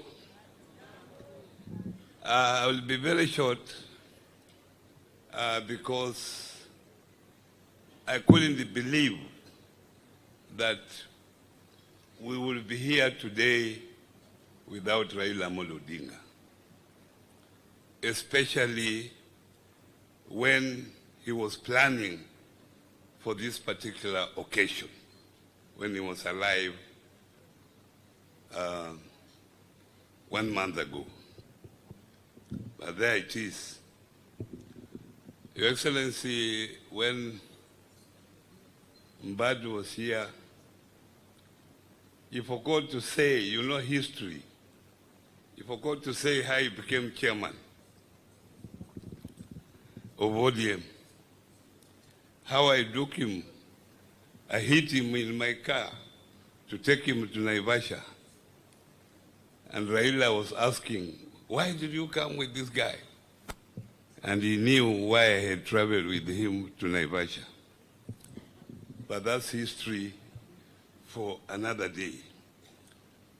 Ladies and gentlemen, members of the party, what I will pray, Raila, those people who knew Raila, who are close to Raila, Raila never liked violence. People thought Raila was a violent person, but he didn't like it. It's only people who were around him who were violent. Raila didn't like controversies. And that's why when there was controversies in the party, he would make sure that those controversies are no more. They are sorted out as quick as possible. I want us to remain together so that we remain as a big party. Asante sana. Asante sana, Waziri. Your Excellency, I want to call upon the Governor of Mombasa to call now Honorable Musalia. Before that, for 1 minute, Your Excellency, I want to explain something. Your Excellency, there is this thing that you have done together with Baba, which is the 10-point agenda that we signed at KICC. And a committee was formed to implement that process, led by Honorable Agnes Zani. I want to report here that Agnes Zani and her committee has reported, and they have reported progress. I met them together with the party leader, Dr. Buru Oginga. There were issues of compensation to our youths who lost their lives or who were injured in the elections from 2017 election to 2022 elections and beyond. And a committee was formed to compensate our youths who lost their lives, but the courts stopped that committee from doing that work. We want to request the judiciary to dispense off with that case urgently, so that those families and those youths of ours who lost their elections in the 2017 election and 2022 to get their money so that they can help themselves.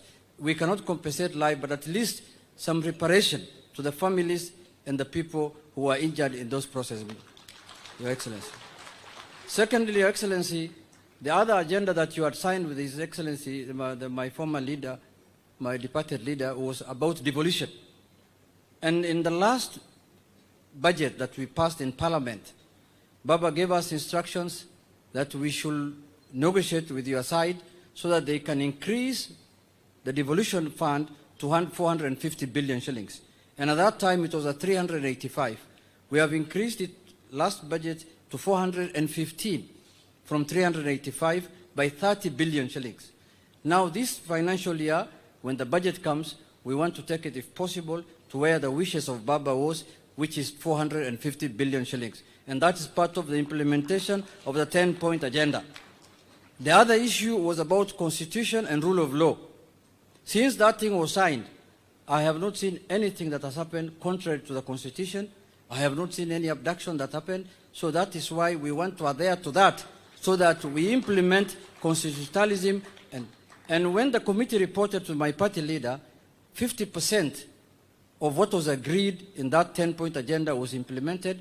We are remaining with 50%. And if you implement the remaining 50%, then we will have completed everything that we agreed with the Baba, and we will be happy, and our party will be very happy. Lastly, Your Excellency, it is for a fact. It is for a fact. It is not any insinuation that Baba left us in the broad-based government. And we will be there, and we will make sure that the broad-based government works for the people of Kenya. We will hold it accountable as a government in Parliament, and we will make sure that it delivers to the Kenyan people. And if this government performs and does its work, as Hassan Joe has said, governments in this country are formed through coalitions. If we form a coalition together, if we form a coalition together based on the 10-point agenda that if it's implemented, and then the government of the broad-based delivers for Kenyans, ODM was not formed as an NGO. ODM was formed to gain political power. It's not an NGO. It is a political party that was formed by Baba Raila Amolo Odinga so that we can get political power. And political power can be gotten in many ways other than extrajudicial means. Any other way, you can come through the window, through the door, through the roof, through anywhere. We want to be in power. We don't want to be in the street anymore, Mr. Speaker. No, Mr. President. Mr. President. With those few remarks, I want to acknowledge my committee that was planning this 20th anniversary. You can stand up so that you are seen, because you have done a wonderful job. You are men and women of high standard. Nimewashukuru sana for the support and for what you've done for the party. Mpige makofi committee hii ambayo wametengeneza sherehe. Kwa hayo machache na mengi, wacha nialike gavana wa ugatuzi wa jimbo la Mombasa, Abdul Samad Sharif Nasir, who is our deputy party leader. ODM! ODM! Karibu gavana.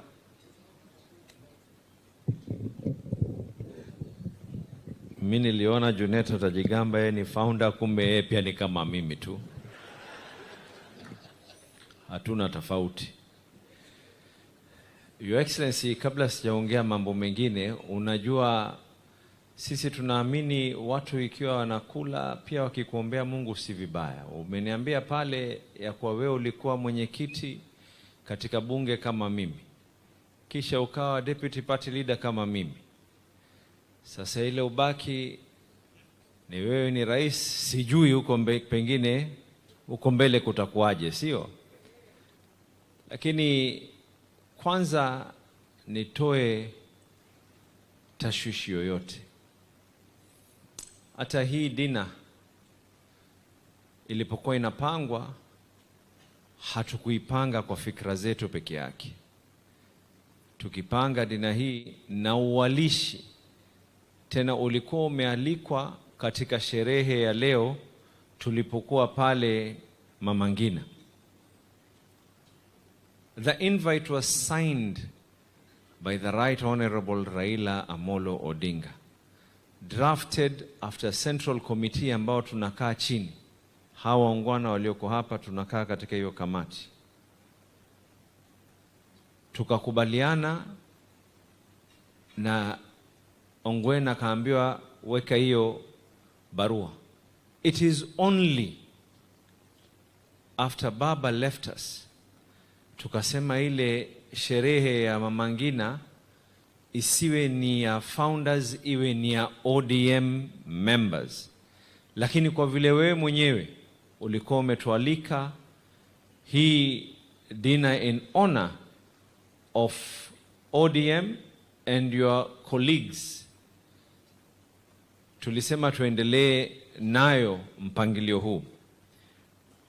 And I want to congratulate you and the other founding members. It is, tumesikia founder chair vile alivyozungumza pahali ameitoa hii chama. Sisi kwanza kama wana ODM ni kuwapatia kongole na kuwashukuru kukifikisha chama mpaka hapa kilipofika. Kisha sasa mimi ni kuweza kuelezea na kuweka kiunaga ubaga nia na madhumuni tulionao sisi. Na nimesikia wengine wakisema ya kwa tunazunguka Kenya, bado kuna kaunti nyingine sijafika. Mimi nitafika, Simbarati ataenda kwengine, Gladys atafika kwengine, na mwingine na kwengine. Nia na madhumuni ni kuwa tutakifanya hiki chama cha ODM kiwe na nguvu zaidi na zaidi na zaidi, kama vile tulivyoweza kuachiwa mamlaka hayo na Baba. Kwa hikma yake yeye mwenyewe Baba, na nashukuru Mwenyezi Mungu kwa hikma yake yeye mwenyewe Baba, katika Wakenya wote milioni takriban 50, katika wale walioona ya kuwa nafaa kuwa deputy leader mmoja wa chama, ilikuwa ni mimi. I don't take that for granted. Na I want to assure we will move this journey together with each and every one of the members who are here. But nisipozungumza honor and service to country comes before self. And in the spirit of being an honorable man, the Right Honorable Raila Amolo Odinga, I remember very, very clearly, it was a very somber mood when we were in Addis. Tulienda Addis, mimi nilienda kule kwa sababu ya kumpatia baba. I had no vote in Addis. But I went there to give him that moral support. Na tulikuwa pale na baadhi ya wabunge wengine na magavana wengine. And even in everything else, you organized for a dinner which we were hoping was going to be a dinner to celebrate his victory. But Baba came out very strong, and in his own words, he did not mince words. Kwa kauli yake mwenyewe alisema ya kwa I wanted to be known that one William Samoei Ruto went out of his way to make sure, and he provided me all resources that were there. And I want us to remind each other, amongst those people who did not want us to do that, mpaka wengine wakafika katika bunge kuanza kusema tunataka kujua hesabu ilitumika ni vipi. Let us not mince words. We know who the enemies of Baba were. Tuache kutafuna meno. Sisi si vibogoyo. Na wala mdomo wetu ulimi haujakwangurika ikawa hatuwezi kuongea. Is it not others who even castigated your government wakasema ya kwa nini pesa ilitumika baba aweze kufika katika AU awe nini, ilhali ya kwa candidates wengine wote walipata support ya serikali zao. Hii ya baba Raila Amolo Odinga kwa sababu yeye alikuwa anasema ya kwa we need to have a transformative Africa, transformative Kenya, na yale yote aliweza kuyafanya. And that is the reason why tukiwa tunazunguka kuweza kuuza sera na kuimarisha chama cha ODM, we will not be talking about personalities, we will be talking about ideologies. And that is where we are here, where we are today. When we talk about the 10-point agenda, it is when our ideologies were not able to go hand in hand with each other, tulisema tukae chini, tuweze kuangalia njia ambayo kwamba tunafaa kwenda. ODM is a party born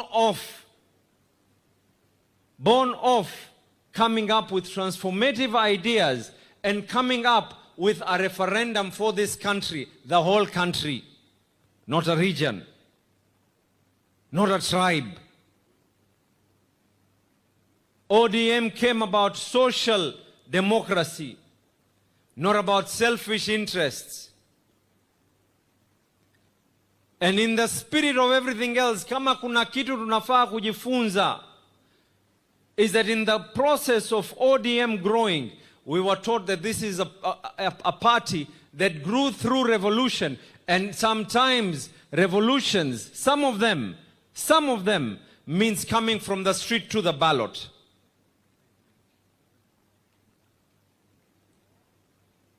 Nimeambiwa sije nikatoa mambo yote hapa nini. But you know, Your Excellency, I think most important, if there's one thing that ODM has taught me, is that a nation lives even when politics competes. I repeat myself, a nation lives even when politics competes. And sometimes sitting and talking is not a sign of weakness. ODM would not have reached where we are today if we failed to converse. Baba aliongea na Moi, Baba aliongea na Kibaki, Baba aliongea na Uhuru, Baba kaongea na William Samoei Ruto. And in everything else, yale ambayo kwamba yaliyoko, no one can deny and erase history.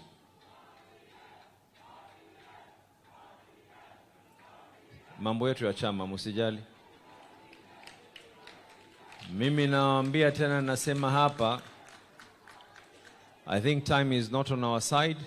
I take the opportunity to welcome our Prime Cabinet Secretary aweze kuzungumza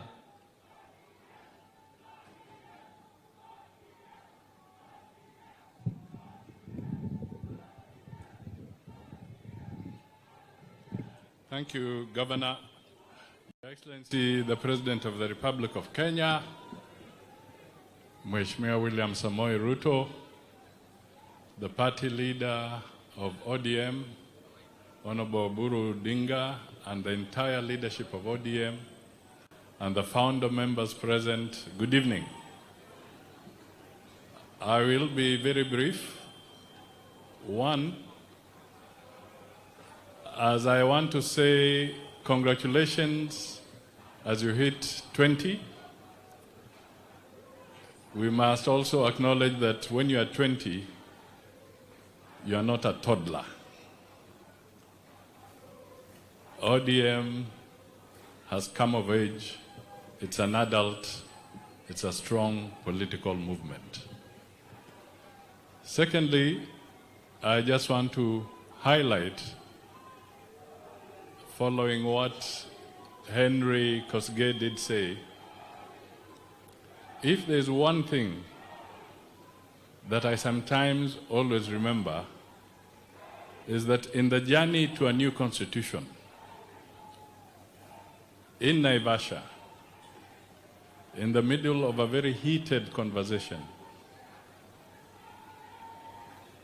the PNU side was insisting on a presidential system.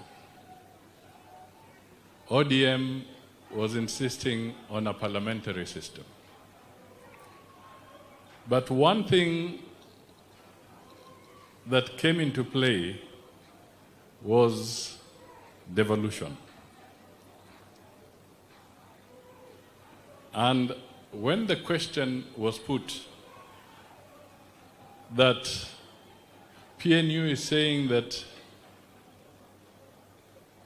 if we don't support a presidential system, that was the breaking point. And for ODM, the breaking point was devolution.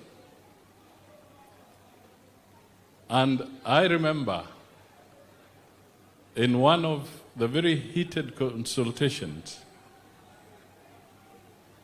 the late Honorable Raila Odinga came back and said, because we want a new constitution,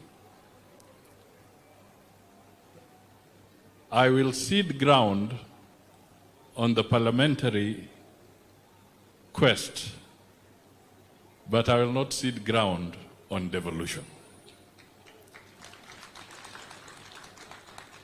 And indeed, that is how devolution came into being.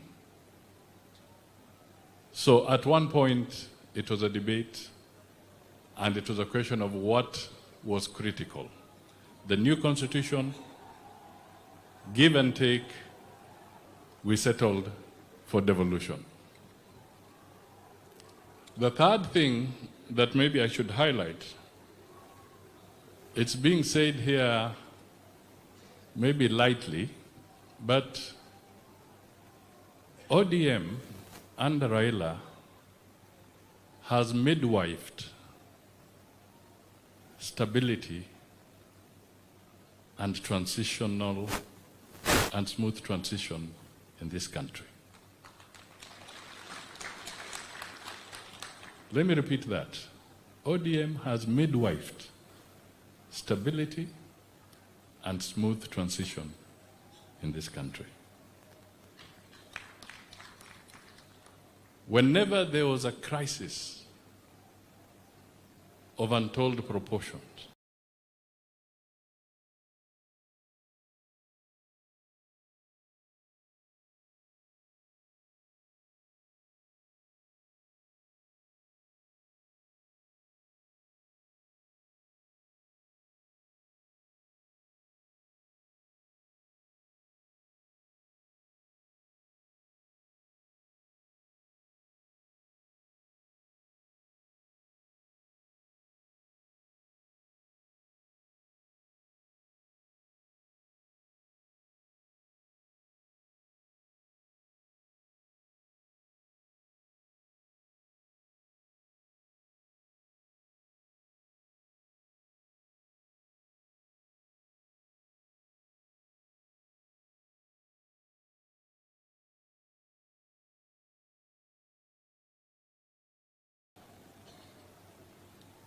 ODM without an ODM.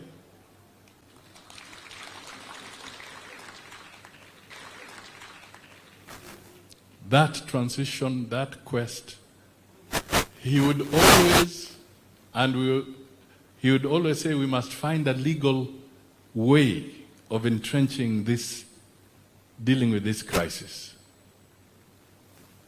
When Kofi Annan was there and all that, and we were transiting for the grand coalition government, there had to be a Kamkunji in parliament, addressed by Kofi Annan, Mkapa, and Gracia Machel. After that, there had to be a constitutional resolution for that grand coalition to have legal standing. The changes that have come through our electoral system and reform, the IBC. Why am I saying this?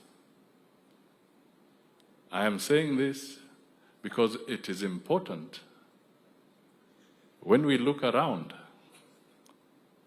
that a strong nation will be anchored in the rule of law and in constitutionalism. And dialogue and conversation and coalition building is not a bad thing.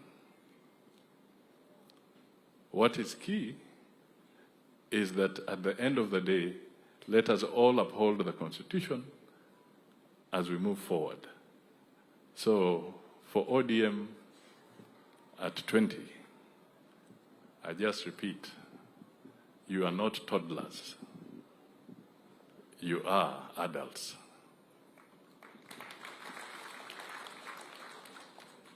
With those remarks, I think I cede ground and invite the party leader, the Honorable Oburu Oginga, to make his remarks, and thereafter invite His Excellency the President so that he can address us as we speak. ODM hoye! ODM hoye! Nasahawa! Nasahawa!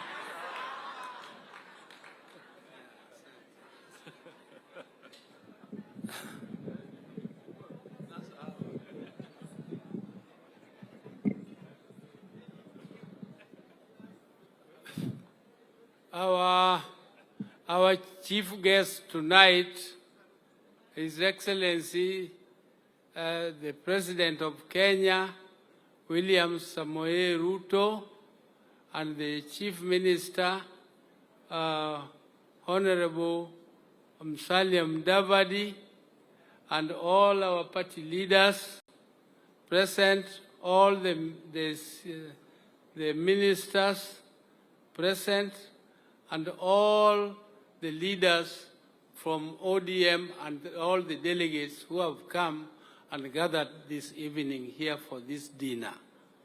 Good evening. ODM.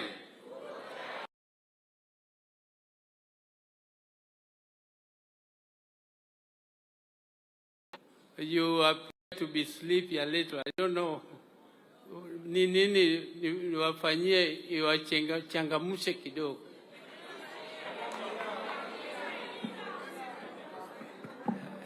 I don't know what to inject. I can inject something. Now, asante. I am a founder member of this party, ODM. I know exactly how this party was started. And the president also knows exactly what happened when this party was started. This party was started out of a struggle. First of all, there was a struggle to change the constitution. When we were going for elections in 2002, we had promised Kenyans that within 3 months after the elections, there will be a new constitution. And in that process, there was a Bomas process, which was composed of delegates from all over the country, Kenya. And delegates discussed for months and months the new constitution. There were committees which were looking at various aspects of the constitution, including me. I was in the one looking at the executive.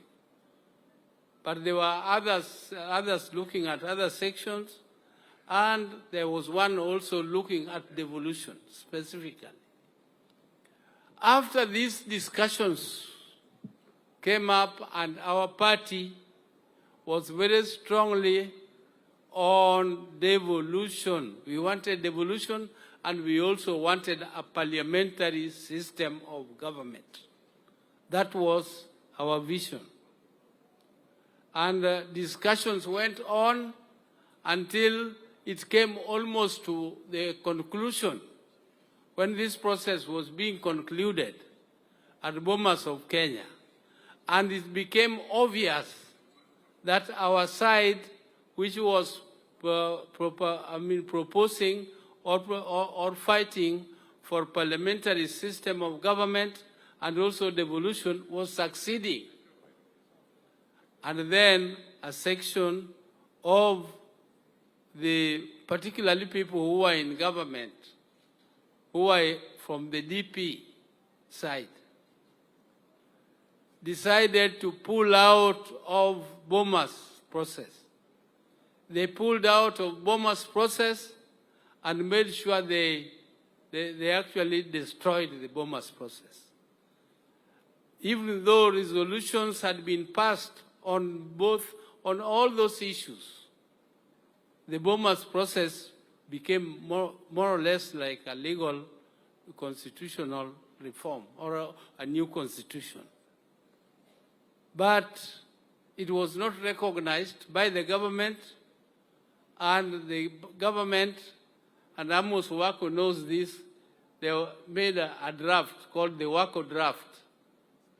The Wako draft came to Kilifi, and that Kilifi draft is what was now subjected to a referendum.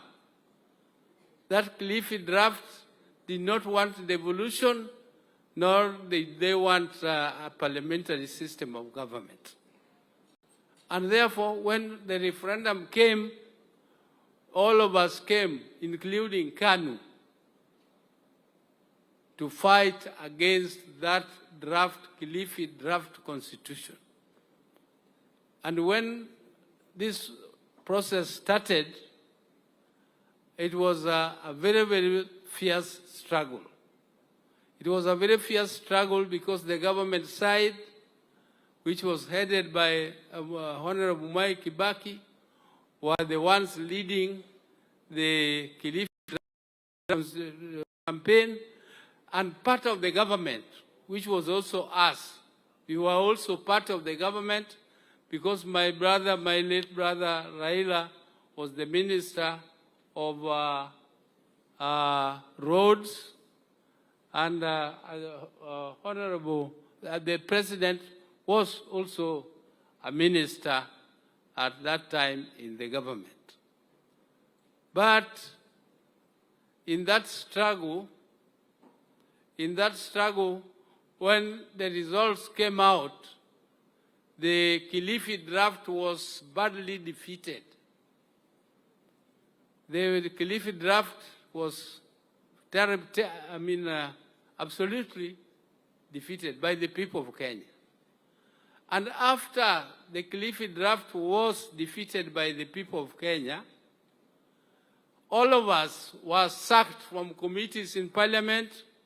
All our people who were in government were sacked from the ministries where they were, and we became orphans within the government. We were still regarded to be part of government, and yet we were sacked from all the positions in government.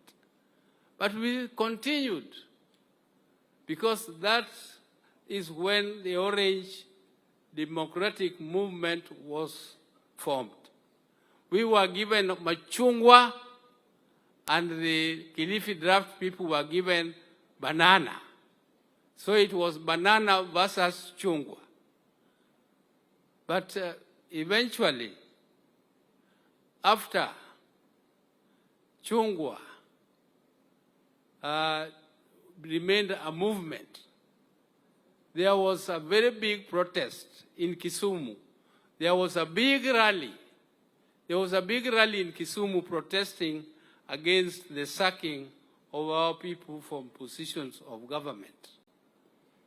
And the rally, the Kisumu said it was full to the brim. And I remember talking to my brother, Honorable Balala, Najib Balala. And Balala was telling me, Oburu, why don't we announce here that this movement should be translated into a political party?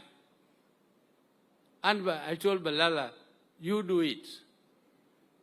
You go and announce that this movement should now be transformed from a political movement to a political party.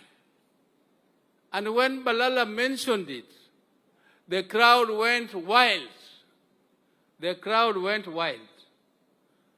And from there, everything else. But somebody, after the crowd went wild, went very quickly to go and reserve that name, ODM, as a political party. Went and reserved the...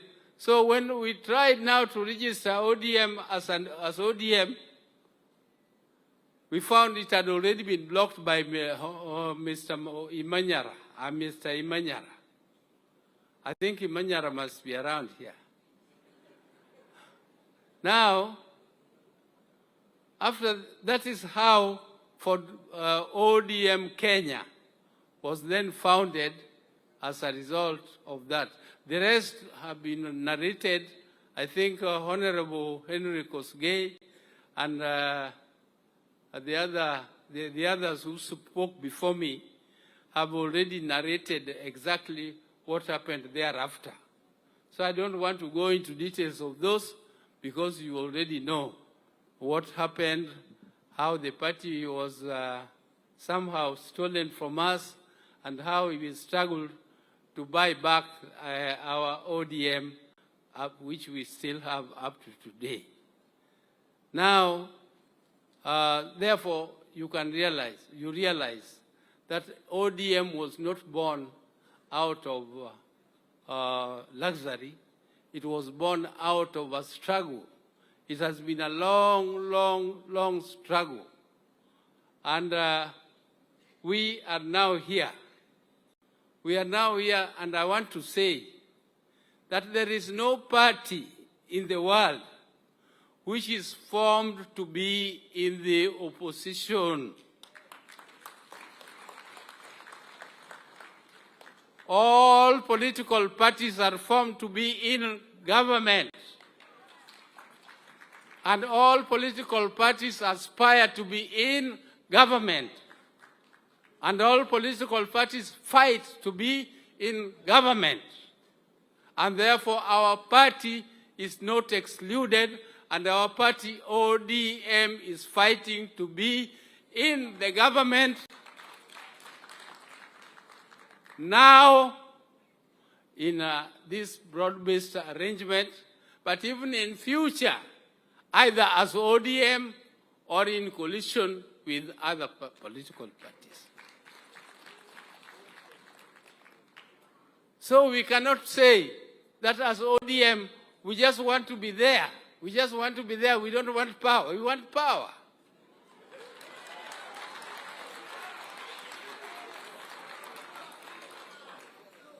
Because how are we going to implement our policies if we don't have power?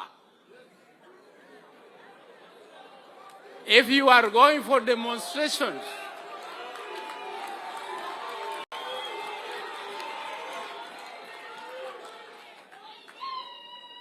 So I don't want to say much more because mine was just to make a very brief speech.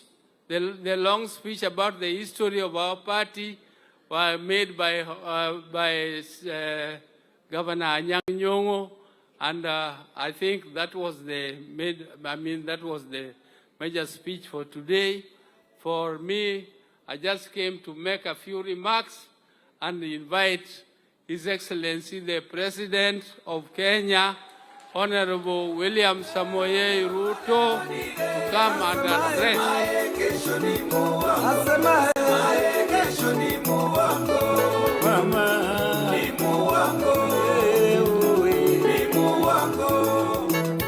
Tunasema Kenya mpya inawezekana. Inawezekana. Leo ni leo. Na inawezekana. Inawezekana. Leo ni leo. Kenya mpya inawezekana. Inawezekana. Leo ni leo. Nchi ambayo kuna raha na ustawi. DJ, hapana lete mchanganyiko.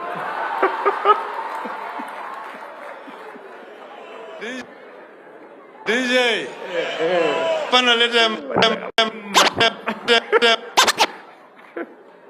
DJ Spider-Man. DJ Spider-Man. Hapana lete machanganyiko. Tunataka ile wimbo lero lero nil.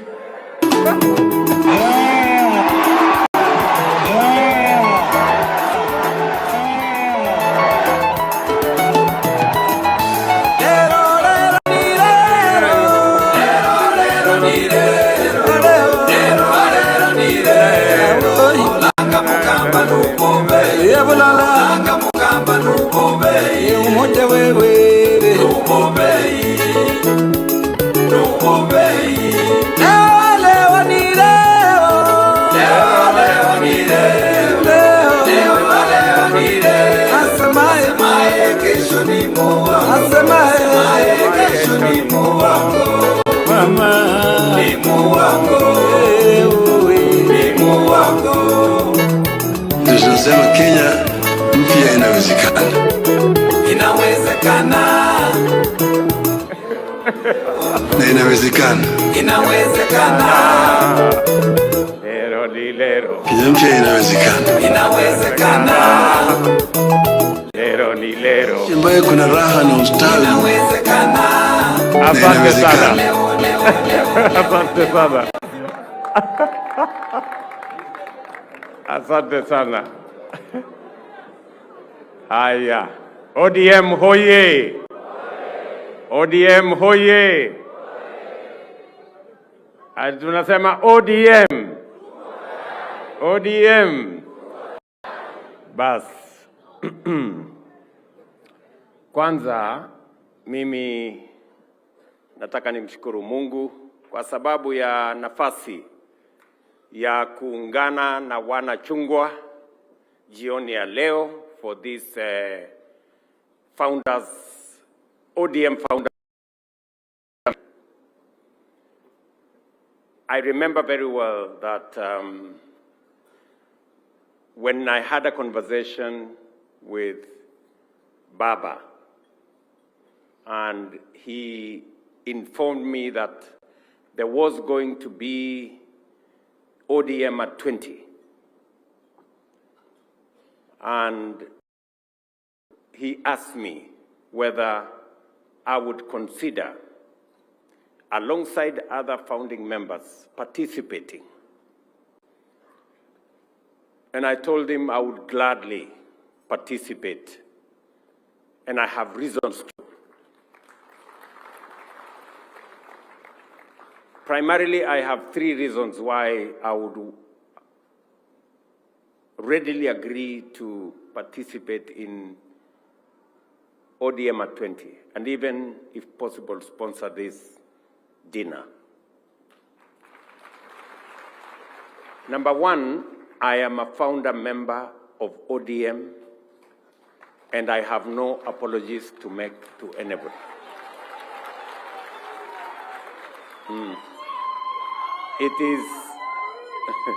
It is a historical fact.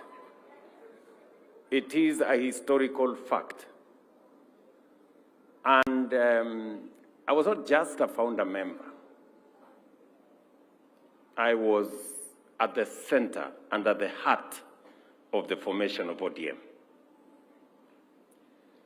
Number two people have really influenced my political journey. One is former President Moi, because I first became a member of parliament in Kano. It was a difficult exercise then, because I remember when I ran for the first time, I was not a favorite of Kano that time. But I won anyway. And then we started on not a very good note with former President Moi, but finally we became friends when he discovered that I wasn't a very bad boy after all. The other person that really has influenced my political journey is Baba, the Honorable Raila Amolo Odinga.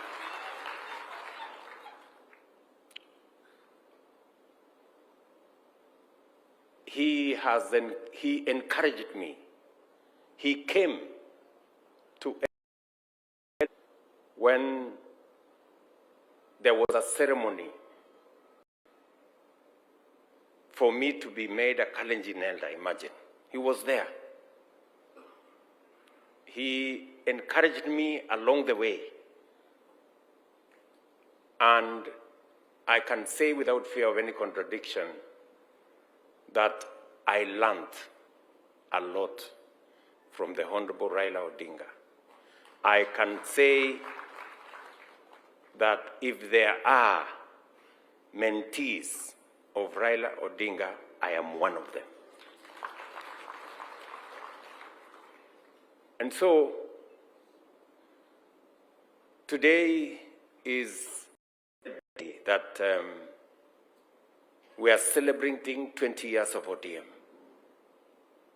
It is really unfortunate that Baba is not there to witness ODM at 20.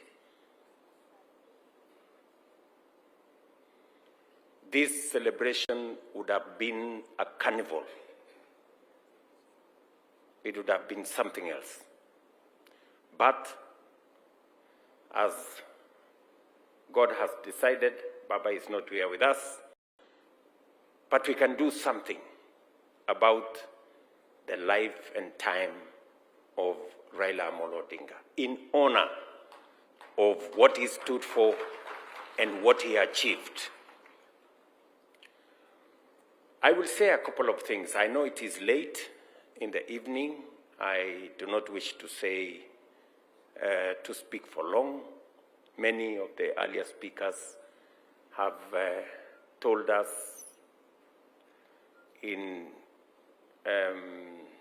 extensively. Mumbingaru, Henry Koskei, Professor Peter Anyang-Nyong, our first Secretary General of ODM, and all the other founder members, including Hassan Joho, so that he stops complaining. No, let me be honest, Hassan Joho was there. I must give him that. He was there at Imperial Hotel. In fact, I remember very well when we went to this rally and the place was full. And I didn't know that it was Oburu who incited Balala, because we had said we wanted to consolidate this thing into a political party, because it was a very strong movement. And you know, the rest of us were members of other parties that time. I was then the Secretary General of Kano. And so we thought maybe we need to reorganize something. But Balala did alifanya ile kitu. So then the rest is history. And so we are here, and I have just a few things to say. Number one, let me say 3 things about the Honorable Raila Amolo Odinga. Number one, the Honorable Raila Amolo Odinga is a great Democrat. He believed in structured political engagement. He believed in a political party. In fact, I dare say he believed in ODM more than his supporters believed in him. Let me repeat that. Raila Odinga believed in ODM more than those of you who were his supporters, including me then, believed in him. And that is why the party stands up to today. He would do anything for ODM. He would make any sacrifice for ODM. He would bend over to accommodate people for ODM to succeed. Number two, Raila Odinga believed in Kenya. He believed in this nation called Kenya. And he made huge sacrifices for the sake of this country called Kenya. I say so, and I have 2 accounts. I remember when things fell apart in 2007, as Henry here said. And we had very intense negotiations. And we were very cross with the people on the other side. And we were very difficult people that time. But Raila persuaded us. In fact, when we became very difficult, he went, he negotiated, agreed, and came and faced us with a fait accompli. He told us, I am the leader of this movement. This is what I have decided for the sake of the country. That is what made Kenya move forward. I have seen him do the same. Even when we had a crisis in this country a year ago, he did the same. That is the brand of a man who believes in his nation. And he makes sacrifices to that effect. Let me also say that Raila Odinga was not a tribalist. Yes. He believed in Kenya. You know, he always extended, you know, his wings to cover as many people as possible. You've heard the story of Mumbi Ngaru here, and many other people. And so that is the person, the man, Raila Odinga.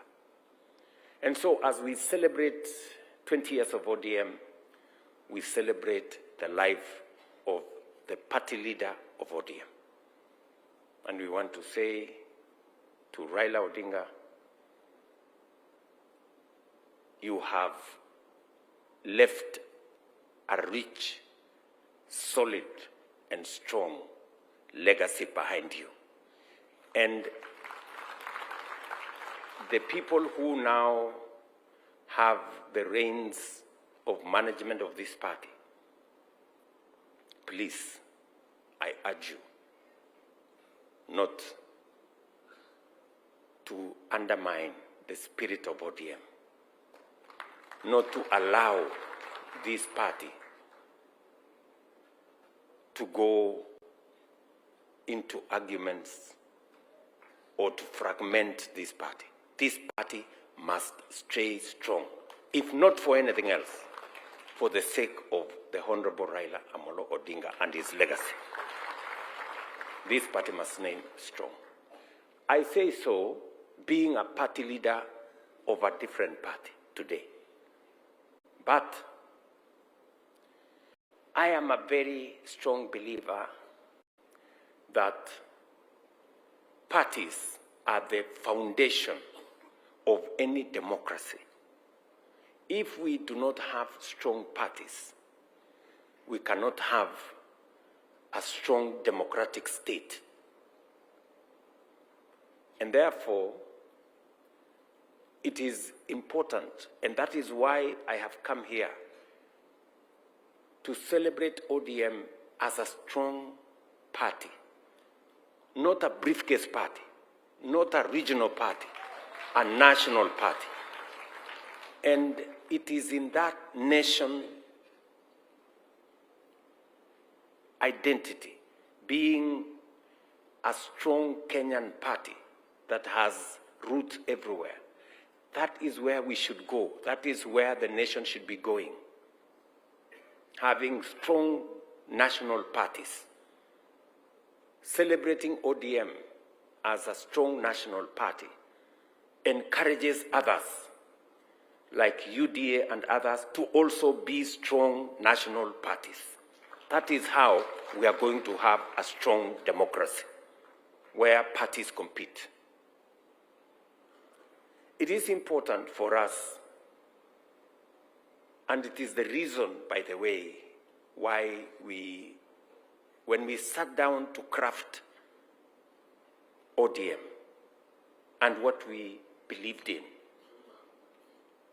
we wanted to change the politics of Kenya from being politics of personalities or ethnicities to politics of ideology, something we believe in. Yes, and that is the way ODM has carried many communities and many regions along because of ideology. So that is the essence of this celebration. We are celebrating a political party that has identity in ideology, that has risen above personality and ethnicity to an ideological movement. This is what it is. So I want to say to the ODM family, congratulations on 20 years of ODM as a party.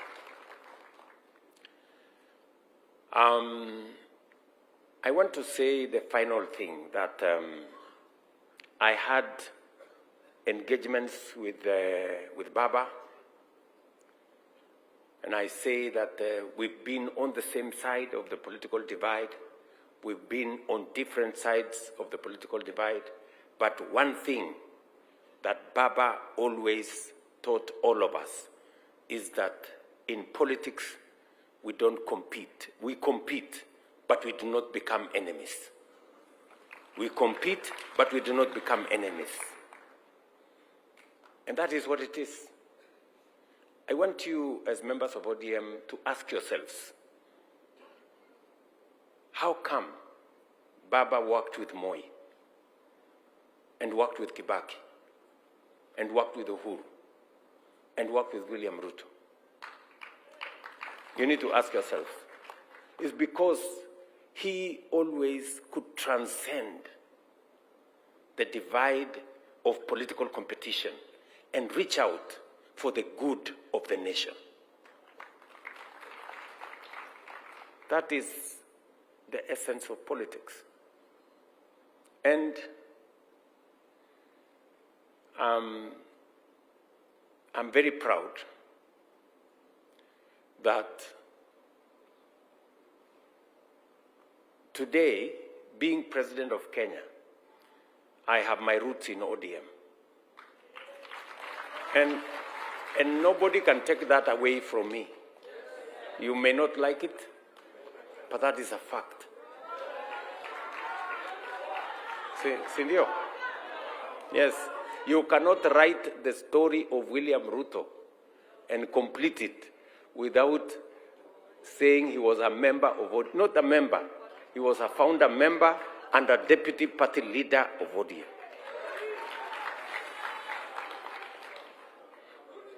Are we together? Acha hiyo story. Sijui kama tunaelewana. Yeah? Mnasema nirudi nyumbani, si niko nyumbani tayari? What is the problem?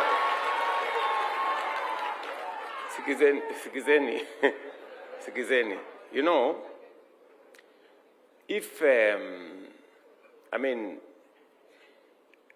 I was teasing, you know, after the elections, many of you may not know, as William Ruto, I was very sad. In this election, this past election of 2022, people were having sleepless nights. My team were having sleepless nights. Me, I was sleeping because it didn't matter to me who won the election. Whether I won or Raila Odinga won, we had almost the same plan for this Kenya. And I can say here without fear of any contradiction, Raila Odinga would have implemented housing the way I'm implementing. He would have implemented universal health coverage the way I'm implementing, because we believed in it together. And we started, even this railway thing, this SGR, it was in the original ODM manifesto. And that is why I must move the railway from Naivasha to Kisumu to Malaba. And by the way, I'm going to begin to move it by January.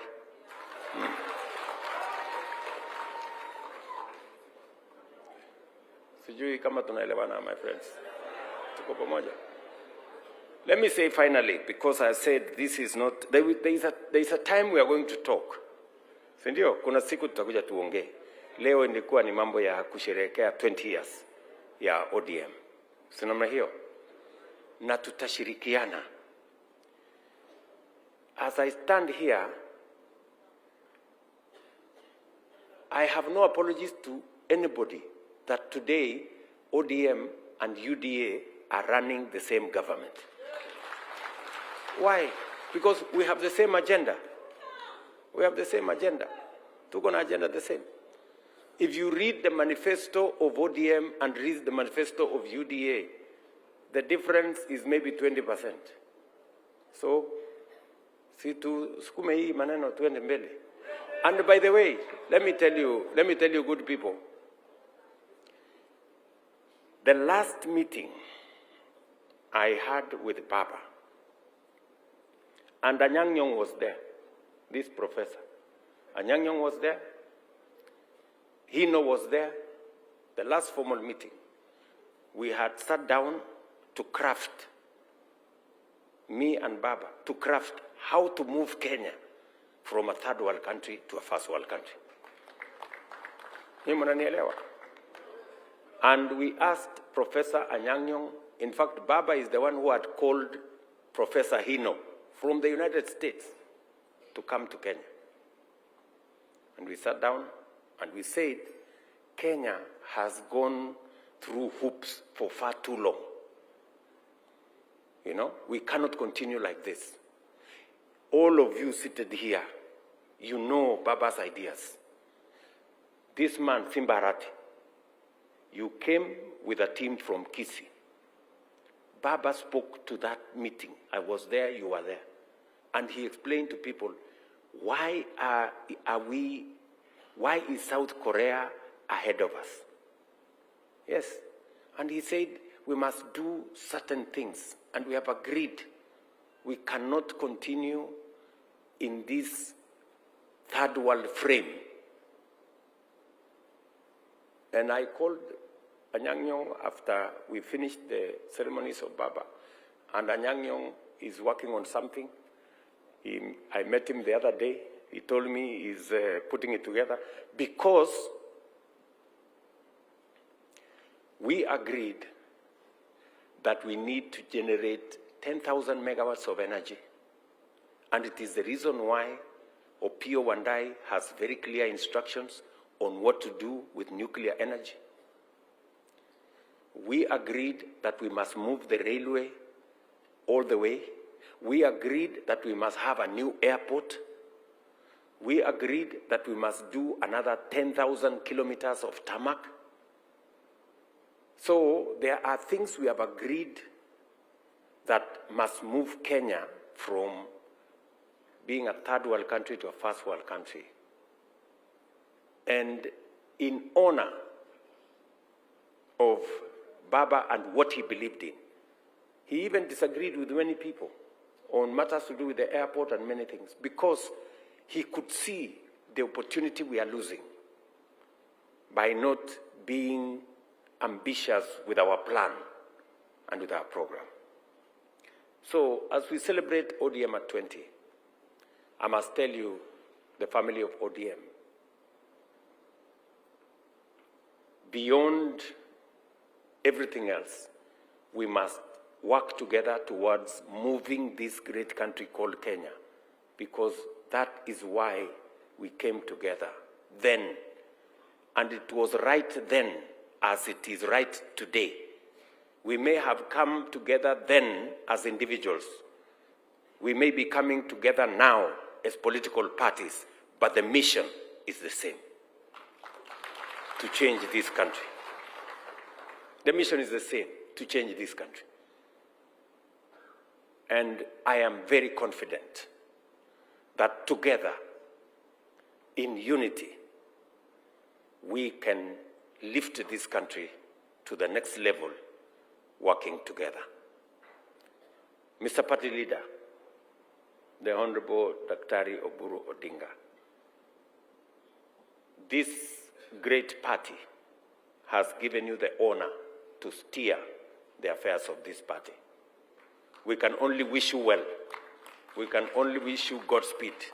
We can only wish you God's grace that you, where your brother and our friend Raila Amolo Odinga has left this party, I know for sure that you are not only his brother, but you are also his friend and confidant. I say so because on every matter that I discussed with Raila Odinga, if there was to be a second person, it was Oburu Odinga. He would always, I remember even when we were discussing this broad-based arrangement, he said the first person you must call is Oburu Odinga. It's Oburu Odinga who came and told me, this is the list of the ministries we are thinking about. And it was a fairly long list, you know, and many other things. So the same confidence I think your brother had, and the same friendship that you carried through with your brother, it is my hope and wish that you will not let him down, that you will stand up for what he stood for, that you will match up to his vision and work for this party the same way your brother and leader worked for this party. To you all ODM family, tunawatakia heri. Unajua leo asubuhi nilikuwa Kitui. So unajua nilikuwa najua nikikuja hii mkutano ya ODM, huyu Simba Arati, unajua Simba Arati amezoea kusema wewe si utoke huko ukuje kwa ODM. Vile nimeona mtu mwingine hapo anajaribu nikasema watu wa UDA watafikiri nimehama, nikasema moja nivae yellow at least ndio waone bado mimi niko. Lakini nikasema nitachanganya na orange ndio ionekane ni broad based.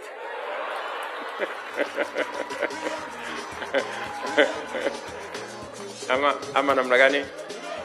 Si ndio? Na unajua huko Ukambani niliambiwa rangi ya Ukambani ni yellow. So nikaona hii ni sawa. Acha nianze na Ukambani yellow, alafu nipeleke huko yellow ya UDA, alafu nichanganye na orange ya ODM, ikuwe broad based, alafu to celebrate. So otherwise, nimeshukuru sana, my good friends. I just want to assure you of my goodwill, my support in every way, that you will need any support from this administration. There are members of ODM in senior positions in this administration. You will not lack the network to be able to access government. I had this man called Junet saying that we were negotiating with you. You are negotiating with who? You are negotiating with Mbadi. So I don't know which Mbadi represents which side of where. We were negotiating with ourselves. Hiyo maneno ya pesa ya kusema you want 450, whatever. So, and I am very proud, by the way, very proud of the contribution of the ODM members in this broad-based administration. Everything I am talking to you about, my Minister for Finance here knows. He knows where we need to move the country. And he knows it is part of the ODM plan and manifesto for us to be able to move in that direction. So, asanteni sana. Mimi nimefurahi sana kufika hapa jioni ya leo. Congratulations ODM at 20, party leader and all the other officials of the party. My very best wishes and all the nice things that we wish you as members of ODM and all of us as we contribute to the progress and prosperity of our nation. I want to wish all of us the very best. Asanteni sana and God bless you. William Ruto, William Ruto, William Ruto, William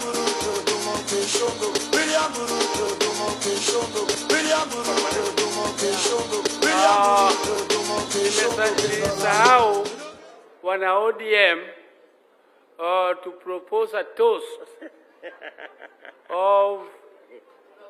in honor of our late party leader Raila Amolo Odinga. Yes. Of ODM for the 20th anniversary.